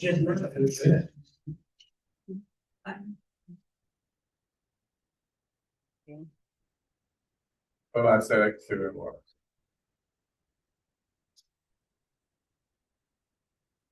Hello, Mr. Shears. Hi, guys. Good evening. My name is Seamus Moran for H&H Engineering Associates representing the applicant. This is our second night of the public hearing. We had our first presentation last month, May 5th, I believe it was. We went through a full presentation then. It was continued to this meeting while we addressed the engineering comments.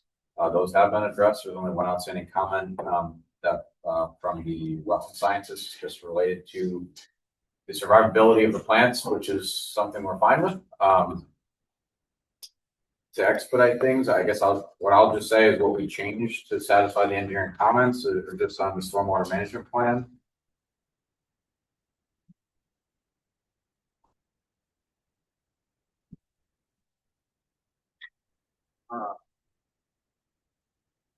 Which is this plan here. The only thing we had to address was we added this gravel wetland, stormwater gravel wetland in the back to reduce the nitrogen levels. If you remember, this is considered a redevelopment for the Connecticut Stormwater Quality Manual, so we had to reduce 40% of the nitrogen contributing to the site. That's why we added this stormwater wetland to do that. That has been reviewed and approved by the consulting engineer. He doesn't have any outstanding comments. I believe that Ms. Pearsall had some submitted a letter, or her report said that the motion is, the commission would consider a motion for approval with some conditions. We read those conditions. Yeah, no, that's okay. I had submitted that to everyone, and I also have a couple of paper copies available. We read those comments, or those conditions. We're fine with those as well. If there is anything else we can say. Stormwater, but it's been. The stormwater has been addressed, and the motion that Kathy has drafted has a condition in there relative to the one remaining item relative for wetlands in terms of the plant survivability rate.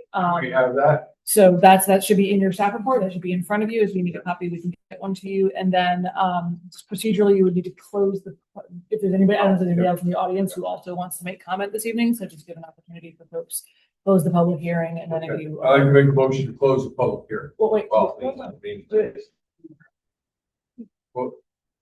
You'll need to make sure that Seamus has a chance to finish his presentation, and then if there's any public comments. That's all I have. Unless the commission has any questions, we can open up the public comment. If there's anything else after that, I would like to respond. But otherwise, that's it. Unless there are specific questions that we didn't cover. Does anybody from the commission have anything to say?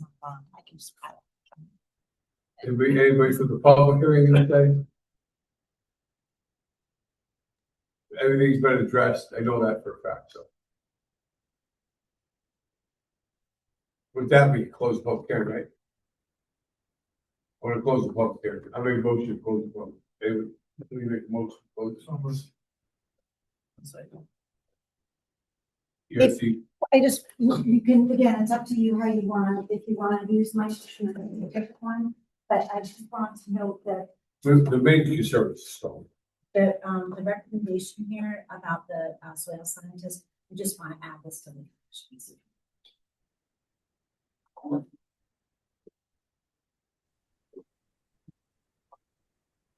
Kevin's our landscape architect. He's on the line.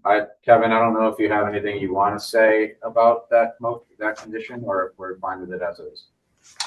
No, yeah, for the record, Kevin Johnson. Yeah, we're fine with the request for 2-year monitoring. That's essentially what we were asking for, from the beginning anyway, so.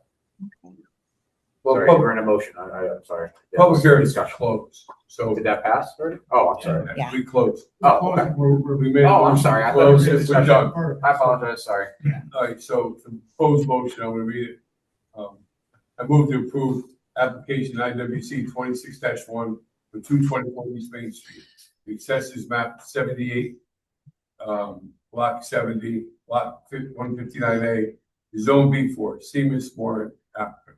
Alice LLC owner, as shown on plans entitled Site Development, Commercial Redevelopment, 224 East Main Street, US Route 1, Clinton, 06413, preferred for Alice LLC owner by H&H Engineering Associates, 232 Greenmanville Avenue, Suite 201, Mystic Connect, dated 2/20/26, revised 4/14/26. Revised 5/8/26. Stormwater management report titled Commercial Development 224 East Main Street, US 1, Clinton, Connecticut, 06403. Prepared for Alice LLC owner. Prepared by H&H Engineering LLC. Okay. Makes the following findings. The plans were revised by the Clinton Town Engineer Chuck Eaton, consultant certified soil scientist Michelle Ford, and all concerns and requests for additional information have been addressed except for item 36, installation of plantings. This application meets the requirements of 7.2, 7.3 inland wetlands. All right. Also, all items in the report were addressed except for item 36. The recommendation by the consulting certified soil scientist is that the commission consider the implications of failed plantings and advocate for a 2-year monitoring and replacement period, even with a reduced survivability rate of 90%, perhaps 100%, 1 year 1 and 80% for year 2. We got all that? Can we just repeat for the record exactly what the condition is? Because I think this is this is written as a recommendation. Yeah. So I just want to make sure. So there's the requirement, the condition is for a 2-year monitoring and replacement period. I read that. Yeah, I just want to make sure that's clear because yeah, I read that. Okay. It read as though the commission should consider the implications of, and I just want to make sure that it is clear what the requirement is. The 2-year monitoring and replacement period. I just read that out. She circled it. I read it. Eddie, I'm just trying to make sure the record's clear. I'll make sure. I'm not trying to be rude. I'm just saying it. I mean, she circled it. I read it in the report. Yeah. Anybody got that? Yeah. Can we read it again? No. Okay. So. Right. I got a second. I made a motion to approve it. Everybody second it? Okay. All in favor? Aye. Thank you. Abby did it. We'll work on this. James. I almost does both of Abby and Kathy. And Kathy. So it's very helpful. I appreciate it. Thanks for your time. Let's get Scott back here. I texted him. Okay. I just want to say this is a great example of how business interests and environmental interests can work together hand in hand. It's a great project. It is a great project, Shane. Very pleased, very happy. It's a wonderful job on this whole thing. So, and thank you for your patience. Thank you. Dave, thank you for your service. Excellent. Your retirement, moving forward. Yeah, thank you very much. Appreciate it. Oh, okay. I was gonna say I texted him. I just wasn't sure if he got it. Quick enough for you? Good speed.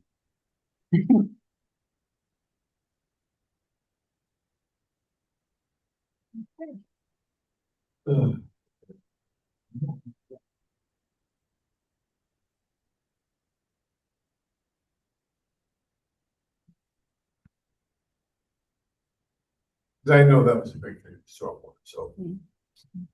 Don't do that one. Okay, we're on to item agenda number 6, administrative review. There's nothing. I'm not sure why that's there even, but correspondence is just notifications about treatment. So just today we received another one. It's for the same property as number 1, the notification for treating the pond. It's Silverbrook Homeowners Association, Silverbrook Lane. So they just need to notify. It's all done through D. Okay, on to item agenda number 8, old business. First up is IW6 26-3. It's 244 Cal Hill Road. Assessors map 10, block 21, lot 42, the zone R80. Penny Rodriguez is the applicant. Erickson Investments LLC is the owner. Application for a regulated activity within 0 to 50 feet of an inland wetlands or a water course. It's for after the fact installation of a septic system within 0 to 50 feet of an inland wetlands without a permit. So tonight we need to make a determination whether this constitutes a significant activity, which would require a public hearing. If not, it's eligible for a decision. May I say something on that? Okay, so I'm very familiar with 244, right? There's a lot of ledge up there. There was no other place for a septic system. They did what they thought they were supposed to do, and they were doing it right. There was no other place. There's no place for that septic system. I don't even know why we're here. I mean, this should have been taken care of. Well, you could have taken care of it. Mr. Chair, would you mind if I just speak briefly? So actually what happened was there's 2 pieces to it. There's the tank repair, which was done towards, the main house. Yep. And then there was the movement of the septic system. The reason I can't take care of it, Eddie, is it is close to the wetlands. It's under the commission's jurisdiction. It's within so that's why it came to you. So it's the closest point is 13 feet. So I've been working very closely with Mr. Rodriguez, and so I'm going to let him speak, but I did write a report. I don't know if you've all had a chance to read it. Paper copies are available as well if you have any questions.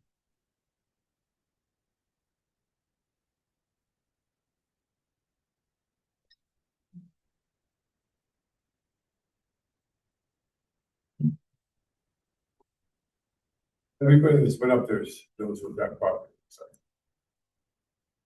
So Kathy put together a proposed motion. Do they want a copy of that? I do want to state, as I said, I've been working closely with Mr. Rodriguez. He saw my report, and he also, we talked with his wetland scientist. He's already started the remediation process that was recommended, and he did submit pictures just today showing that he's already started to do the things she suggested with the New England wet mix for the native plants and things. And would you like to? Yeah, I mean, Kathy requested something like 3 days ago. You want to just state your name for the record? Yeah. For the records, the owner. So we were trying to send everything to Kathy, like the engineer or I didn't want to create a problem. Yeah. He's the one that made the decision where to put the tank. She was the only place. You guys saw it the other day. So like 3 or 4 days ago, Kathy requested something from my soil scientist and asking her what can we do, So she suggested to get these seeds from New England wetlands seeds or whatever. So I paid, overnight the seeds. And we got everything done today. The soil scientist requested. We're gonna mark it around with rocks. I told the home buyer, now it's gonna be extra 5 foot, that's what she requested. So everything that the soil scientist requested, he got done today with organist. Okay. So Kathy put in silt fence, wetland seeding, which you said you have. Extending the seed just 5 feet beyond the wetland boundary to create a buffer. Provide a clear boundary between the mowed lawn and the newly restored meadow. Boulders placed every 20 feet to clearly mark the mowing limit. And then they recommended a native wetland mix. So it sounds like you're on Yeah, your way to everything is adhering done, to and that. we would have done it a long time ago. The problem that I have is that the house got in contract 4 months ago. I got a retired army guy with a 95-year-old mom that I have to let move in last month. And this is costing me like, $6,000 a month. And he's living there because he sold his house. So what I'm trying to get is just a CO so we can get paid and we can close this deal. Is everyone okay with this Yeah. proposed Yeah. motion? It Yeah. seems reasonable to me. Please, yeah. So would mind bringing I move to approve application IWC 26-3 for 244 Calville Road. The census map 10, block 21, block 42, zone R80. Kenny Rodriguez, Erickson Investments, LLC owner. Application for regulated activity with a 0 to 50 of the inland wetlands or water. After the fact, installation of a septic system and repair of a septic system in 0 to 50 of an inland wetlands water course without an inland wetland. And make the following collective finding. The application meets requirements of section 7.2, 7.3 of the Clinton Inland Wetlands Regulations. The commission finds that this application meets the requirements of the Clinton Inland Wetlands Regulations 6.4 and will use this discretion to amend the setback of the location of the septic system closer to 50 feet to the wetland or water course due to the presence of ledge on the property. The applicant has demonstrated that there will be no adverse impacts if the stipulated conditions are completed in accordance with the reported date dated 6/1/26 by certified soil scientist Alexander Mark. If I said that right, sorry. With the following conditions. Silt fence should be properly installed and maintained along the edge of the disturbance to eliminate any short-term impacts. The disturbed edge of the wetlands should be restored with a native meadow mix to maintain the character of the existing wetland area. Okay. The native, want to read the rest? No, I think The native meadow should extend 5 feet beyond the wetland boundary to create a protected buffer, which will not only improve stormwater quality, but also expand the wetland habitat and enhance overall wetland functions and values. To provide a clear boundary between the mowed lawn and the newly restored meadow, a bolded demarcation should be placed along the newly restored wetland buffer. The boulder should be placed every 20 feet to clearly mark the mowing limit. The recommended native wetland mix, New England wet mix, is to be purchased from New England Wetland Plants Incorporated. No later than 2 weeks prior to the commencement of any work, the permittee shall submit to the Clinton Inland Wetlands Commission the names and addresses of any contractors employed to conduct the permitted work and anticipated schedule for completion. Permittee shall give a copy of the permit to the contractor who will be carrying out the authorized activities. Permittee shall contact the wetlands enforcement officer to inspect the installation of soil erosion control installation. All work should be completed by August 2nd, 2026. On or before 90 days after completion of the authorized work, permittee shall submit as-built plans.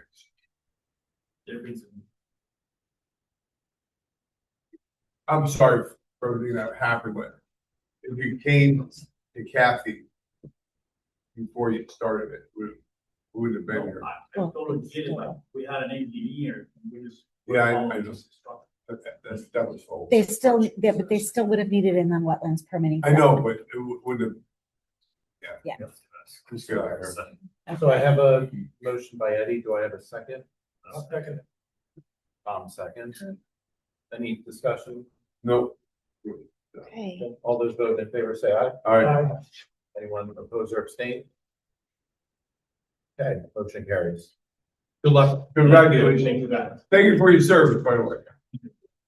All right, on to IWC 26-4, 7 Baxter Road. Assessors map 14, block 4, lot 74 in the zone R30. Benjamin Foley is the applicant and owner for the application for regulated activity within 0 to 50 feet of the inlet of the water course for improvements within previously disturbed upland areas on the property. Again, for tonight, we need to determine if this application meets the requirements of the significant activities. Just to require a public hearing. If not, it's eligible for decision.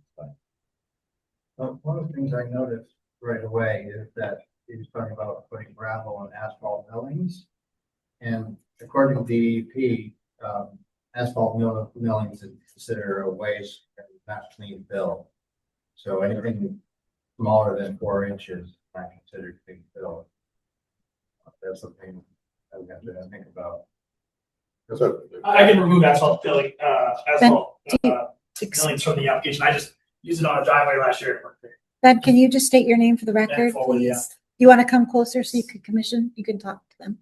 Yeah, I mean, I did it on a driveway to work great. That's why I actually changed. I wasn't on the first application, but I was like, no, it's got to be perfect. I was thinking it'd be permanent. But if there's some sort of reason not to do it, it's fine.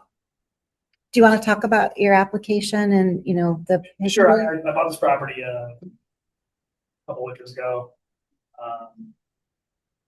I came on it. There's existing trails. There, I think there's ATV trails, side by side, four wheeler trails.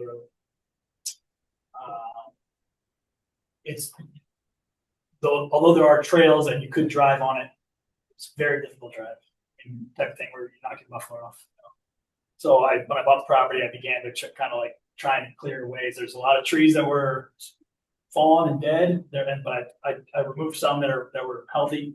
But there's like 400 trees on the property. It's an acre and a half. I cut down probably 10 trees, maybe 3 that were substantial and healthy. Just because I wanted to make it a way, because even though you could pass the trail with the truck, you couldn't turn around. So those of you who were on the sidewalk saw that after the initial trail that comes on the property, I basically made an opening not much bigger than basically the circle that we're all sitting in right now. Kathy came out, was making sure I wasn't, gave me a warning that I might be getting really close to the wetlands, which the wetlands in this property, to me, seemed very obvious. Like when I bought the property, I wasn't trying to like, I know what wetlands is, there's water in it, and it's also a hill, so it's kind of obvious wetlands, where the wetlands is. I know that there are rules around wetlands. I had no intention of doing anything significant anywhere near the wetlands. Definitely didn't cut anything in wetlands. I've never dug on the property, but I would like to be able to access it. Right now, I'm using it for recreation with my kids. I do think that it's a developable piece of property. It's a significant amount of wetlands, but there's more than 3/4 of an acre has absolutely no wetlands. It's a hill. I've never dug on the property, so I don't know how deep the soil is, whether it's appropriate for a septic system. That's not why I'm here today. I'm here today just to create a way so I can get my truck in, turn around, go there, hang out with my kids. The application, I made it a little bit bigger. I added more gravel than the first application because it occurred to me that if we're going through this process, I don't want to, every time be like, oh, I need a little more gravel, have to come back to you guys. So I'm like, all right, well, then we better do this right. And then the other thing I did add was it's a very unique property. It has access on more than one road. The access to Baxter is like an extremely steep hill. I don't think you could ever really get a car up and down it, but cutting a path right now, like Kathy, I couldn't access. She had to come around because you can't walk through it unless you're like a woods. So thinking to myself, wait a second, if I cut a trail through there, I'm gonna be still within 100 feet of the wetlands. So I added it to the application. I was like, all right, well, I need to cut a trail so I can walk up to Baxter, which is, where the community has a lake and all that stuff. But I think that I was kind of surprised that this was necessary because I'm access to my property. I've owned the property for 2 winters. There's never been any in the area I'm working. There's never been any washouts or significant even moisture. I mean, there's moisture. It's over there. It's not anywhere on that hill. It's a hill. Not a very extreme grade. Water does not flow through that way. So you're, yeah, go. Then we came up with a site, we access the site, not, is that gonna be a permanent? Yeah, Knob Road is the reasonable vehicle access. So your application called for 60 tons of gravel or millings? Yeah, it's basically 3 truckloads. I mean, I was originally going to do 1 truck, but I was like, you know what, it's kind of a long way, and 1 truck will probably, be gone before you get done. Would you be open to just using gravel rather than millings? Yeah, no, that's what I said. Millings was, I came up with that like whatever yesterday. If I was just because I did a driveway and like it's crazy. I was like, have 5 minutes. But whatever. You guys don't want to use the millings, just cross out that base now. Any questions from the commission? Yeah, the tree that was taken down, how far is that from that wetland? Well, I mean, I don't know which specific tree. There are some trees. We've got one tree that's 70 feet long. Well, there are some that were down, as Ben said, they were dead. This one was all cut. There were some that were cut as well. Well, Cut and cut sections. so what happened was when I first went out to the property and I talked with the property owner, Ben, about it, about working, within 100 feet of inland wetlands. So I asked him to get a survey and delineate wetlands, which he did provide. And then he was working with an engineer at that time to potentially build. And then we thought if he was going to build, he'd probably wrap that into the application.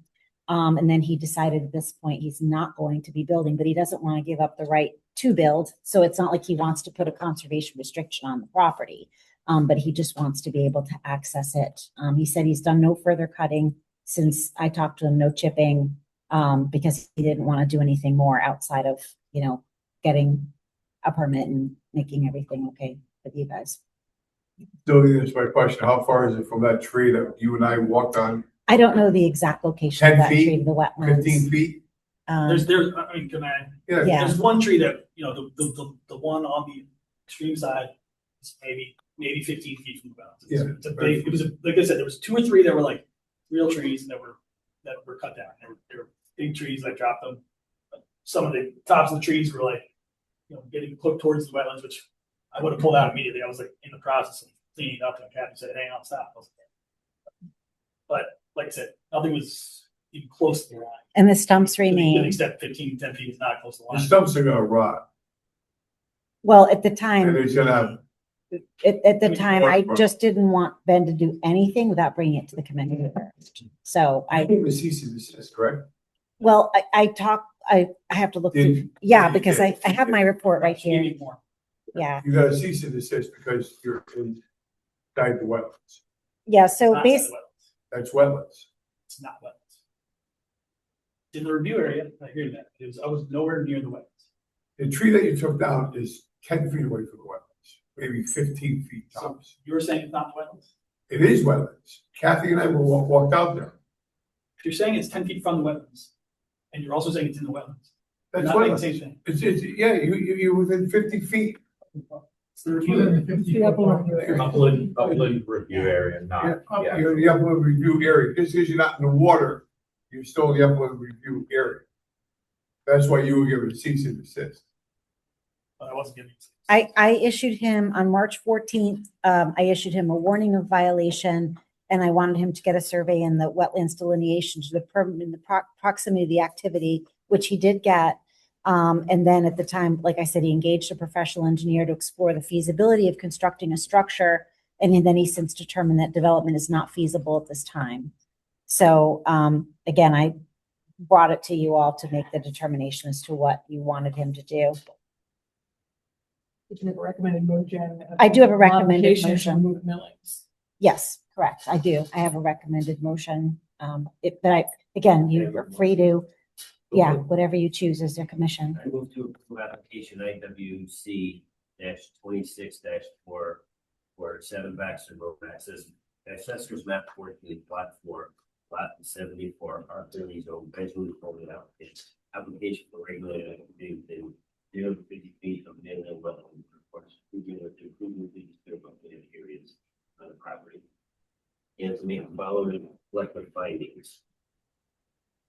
This application meets the requirements of 7-2 and 7-3 for plan inland wetland regulations with the following conditions: silt fence should be properly installed and maintained alongside of the disturbance.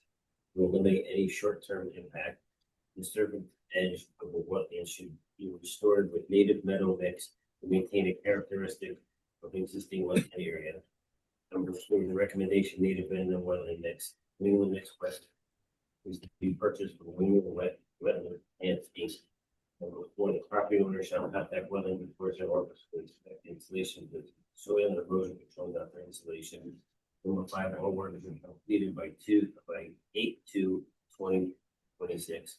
Number 6, and before 90 days after completion of authorized work committee shall submit an as-built plan. And you probably should mention too that you would prefer that the millings were not that he used, because he proposed gravel.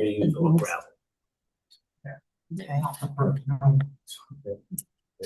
Yeah, would be adding number 7. No millings, just gravel. Do you want to add a size to the gravel? Like a specific size? 3/4. Yeah. 3/4 inch gravel? Okay. You okay with that? It's big, you got an inch and a quarter. Yeah, inch and a quarter, maybe a little bit, inch and quarter, and then I can, 3/4 on top of it. I mean, just whatever. yeah, 2 whatever 1 1/4 inch gravel. Yeah, let's not specify whatever. So you're okay with just gravel? Okay. Yep. Leave it generic. Okay. All right, I have a motion. Do we have a second? Thompson. Any discussion? All those voting in favor say aye. Aye. Anyone opposed or abstained? Motion carries. Thank you very much. Thanks. Good luck. Couple more things and we can go, WEO reports. I don't have anything else. Don't have anything Not else. on the agenda. So number 9A is chair comments. So just one tonight. Eddie's resigning from our commission. If you haven't heard. So tonight's his last meeting, so I want to present him with a certificate of appreciation for your long tenured hard work on the commission. Wait, back to me, you if ever get. I'm leaving your brothers. So with that, I'll take a motion to adjourn. Make a motion to adjourn. Okay. Like seconds, all those votes in favor say aye. Aye. Thank you, it's been a Thank you, pleasure. everybody. Great. Thanks, everyone. Thank you, Chris. Thank you. Going right. Is this stop right here? Yeah. Is this the stop? Oh, yeah, stop. Stop recording. Because